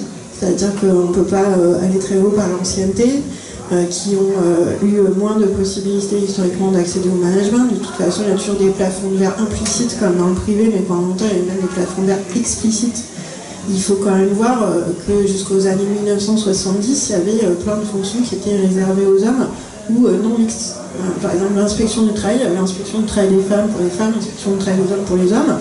Et tout à fait par hasard, les concours des grades les plus élevés, ils n'en ouvraient pas beaucoup pour le côté féminin. Donc il y a ça a été regardé par des chercheuses qui se disaient, en fait, d'un autre côté, le public est pionnier de l'égalité salariale femmes-hommes. Ça, c'est le côté feel good. 1910, vote parlementaire de l'égalité salariale instituteur. Vous imaginez les meufs qui sont allées lobbyer en 1909 au Sénat pour obtenir ça? Ça rigolait pas. Et donc pionnière de l'égalité salariale. Et du coup, malgré tout, comme il y a encore un peu de la grille, pas que des primes et tout, les écarts sont moins grands que dans le privé. Mais l'énigme, du coup, des chercheuses féministes, c'était, ouais, mais par exemple, les retraites des femmes du public, elles sont vraiment beaucoup plus pourries que celles des hommes, et c'est pas juste des carrières à tout. Et en fait, c'est que sur l'ensemble d'une carrière, à grade égal et à fonction égale, ça va, c'est plus égalitaire que dans le privé. Mais sur l'ensemble d'une carrière, les femmes n'ont pas les mêmes possibilités de promotion, et c'est assez largement lié au fait qu'elles sont dans des métiers où on n'a pas eu les capacités de promotion, parce que ces métiers sont mal vus parce que féminins, mais aussi parce que vu comme vocationnel utile, et donc elle devrait déjà se satisfaire, ça va tout à fait avec ton hypothèse. Et je mettrai une note en bas de page à ma note de bas de page pour les métiers masculins, qui sont ceux de la maintenance, et notamment des agents d'entretien des collectivités, qui est un truc qui est en train d'être externalisé avec des conséquences horribles, parce que quand vous faites faire la plomberie par une entreprise, en fait c'est comme pour les particuliers, elle arrive quand elle arrive, et puis elle n'a aucun intérêt à ce que ce soit bien réparé, au contraire. Et donc il y a une défonctionnalisation massive de ces personnels, parce que tout le monde dit sérieux, alors, pas besoin de plomber dans le public, et aussi parce qu'on les paye très mal. Et donc là c'est aussi une question sur pourquoi on les paye mal, parce que cette fois c'est des hommes. Et je pense que ça va avec d'autres trucs que dit Simon Greber dans un autre livre, je ne me rappelle plus, en tout cas des potes à lui, sur la maintenance. Donc la maintenance des humains, c'est le CAR et c'est les femmes, et la maintenance des bâtiments, c'est les hommes, historiquement c'est comme ça. Mais la disqualification de la maintenance par l'innovation, c'est aussi un gros problème qui a été beaucoup pointé par des chercheurs écolos. Et là, on voit très bien, en fait, tous les discours sur il faut innover ceci, cela, comme tu disais, ça fait partie du greenwashing, alors que ce qui est green, c'est de maintenir l'existant, en fait. C'est d'entretenir les trucs, pas d'attendre qu'ils tombent en ruine pour en faire des nouveaux plus écolos. En gros, c'est d'entretenir, y compris une voiture à essence, plutôt que d'acheter une nouvelle Tesla toutes les 3 minutes, quoi. Et donc une partie des métiers du public en fait sont les métiers de la maintenance des choses ou des personnes. Et je pense que ça fait partie de leur disqualification par l'innovation, la disruption et la mobilité à tous les étages, mais qui est tout à fait de l'ordre du bullshit. Tout ça est assez compatible.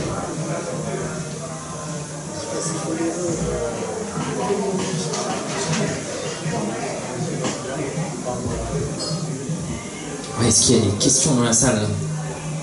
Moi j'ai une note de bas de page.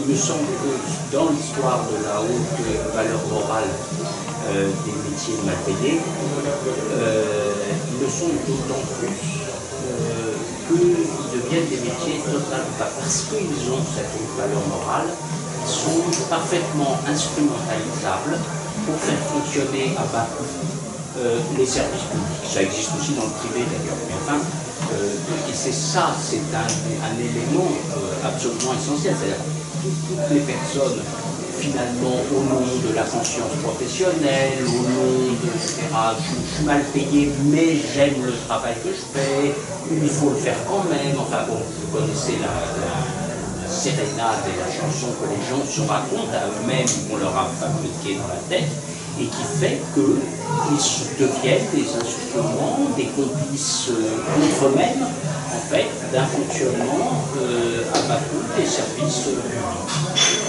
Ce qui est finalement, là encore, les raisons de la révolte, elles sont à la fois collectives, mais elles sont aussi à trouver dans les individus eux-mêmes qui devraient ne pas se laisser instrumentaliser comme ça.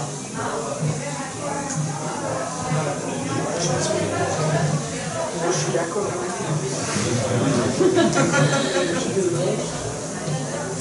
C'est complètement vrai.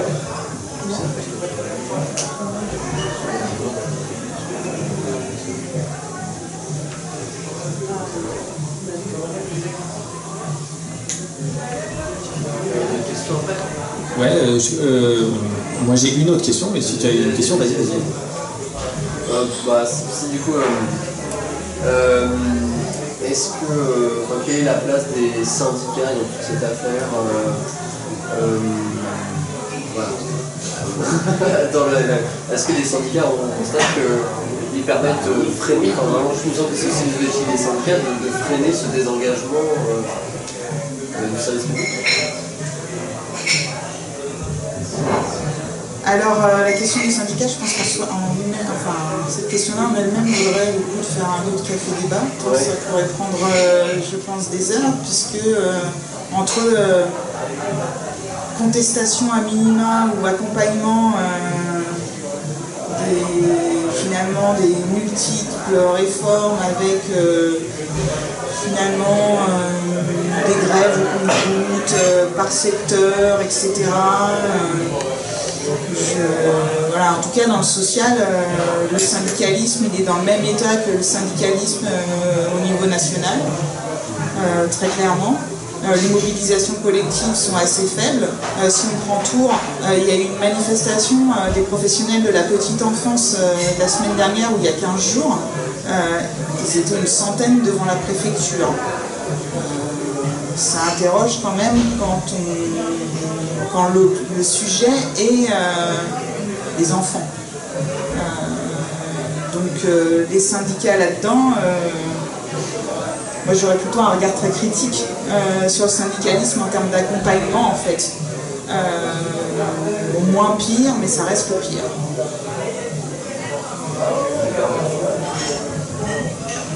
Ouais, alors c'est pas pour les excuser, mais pour le coup tout est fait, et là c'est relativement volontaire aussi pour rendre plus compliqué les mobilisations collectives via la multiplication des statuts. C'est pas le seul but de la multiplication des statuts, mais qui évidemment crée des jalousies entre agents. On voit bien pour les profs, notamment des écoles, où les contractuels ont l'avantage de pouvoir rester dans leur département, mais ont des avantages d'être contractuels, où tout le monde peut jalouser son voisin. Les syndicats n'ont même pas toujours les infos sur les particularités de chaque statut, n'ont pas l'habitude de syndiquer tout le monde, même quand ils font les efforts, les contractuels ne se sentent pas toujours concernés, donc c'est compliqué. Et après, je suis hyper d'accord notamment sur le manque de mobilisation à l'échelle de l'ensemble de la fonction publique. Après, je ne sais pas ce que j'aurais fait honnêtement à la place des syndicats, parce que ces 5 dernières années, il y avait aussi les retraites sur lesquelles lutter, mais c'est quand même étonnant, vu tout ce qu'on a dit là, et on n'est pas les seuls à le dire, qu'il y ait eu cette semaine la première mobilisation de tous les métiers du public spécifiquement depuis on ne se rappelait plus quand, en fait, mais en tout cas ça fait un bail. Qui n'a pas été énorme, mais qui a quand même marqué et marché à certains égards. En plus de l'actualité politique, c'était compliqué. Donc il y a eu les syndicats qui ont lutté au plus pressé, bien ou mal sur les branches, mais sur les réformes de leur branche, parce qu'il se passait des choses horribles dans chaque métier, et qui n'ont pas construit une mobilisation d'ensemble contre tout ça, mais qui est difficile aussi à expliquer. Et puis après, les syndicats de chaque domaine, moi je donne beaucoup de formations syndicales, ils savent pas quoi faire, et je pense que des fois ils s'y prennent comme des manches, mais c'est aussi compliqué, pour mobiliser les usagers de leur domaine.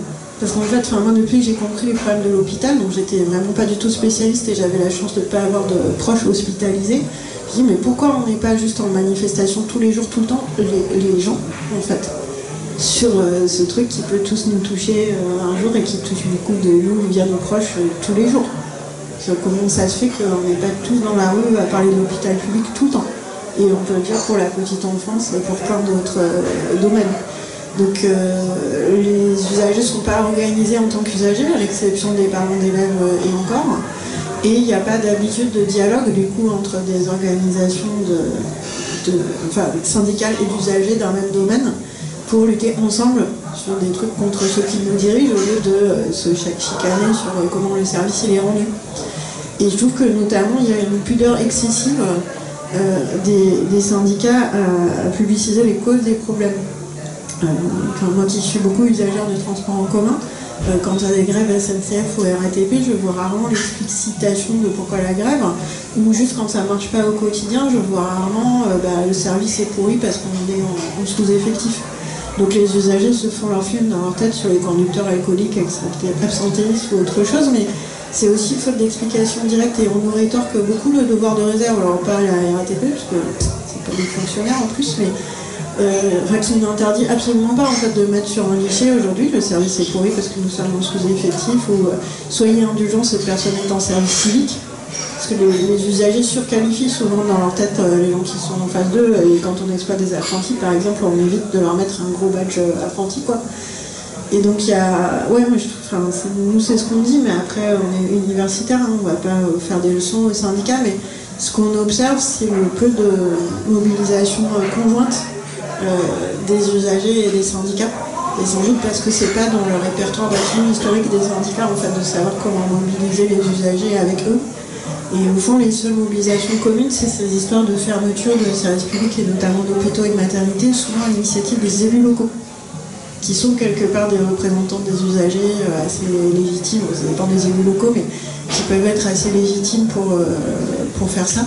Et là, on a un peu tout le monde, mais c'est une vraie question pour nous, parce que du coup, quand on nous demande, c'est gentil, maintenant on fait quoi? On dit il faut que les usagers et les fonctionnaires se parlent à une échelle locale, parce que sinon on ne peut pas se parler, et puis parce que les besoins sont un peu différents selon les endroits.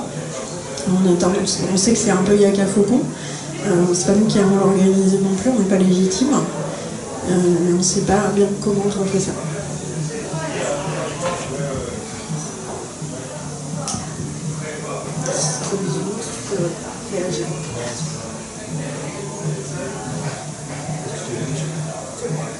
Ok, très bien.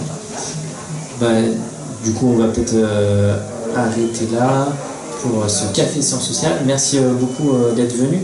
Si c'est la première fois que vous venez au café Sciences Sociales et que vous souhaitez être informé des prochains cafés, vous pouvez nous laisser votre adresse mail sur ce carnet que je mets ici avec un stylo. C'est high-tech, mais voilà, vous pouvez... Après, si vous voulez acheter des ouvrages, on a quelques ouvrages, la haine des fonctionnaires, la valeur du service public. Donc voilà, n'hésitez pas à venir me voir, j'ai un terminal de paiement qui accepte les cartes bancaires, donc n'hésitez pas. Et puis pour ceux qui souhaiteraient rester, on peut rester ensemble, discuter encore, manger ensemble. En fait, voilà, il y a des petites possibilités de se restaurer ici. Donc voilà, n'hésitez pas à rester parmi nous. Et merci encore aux deux intervenantes. À leur faire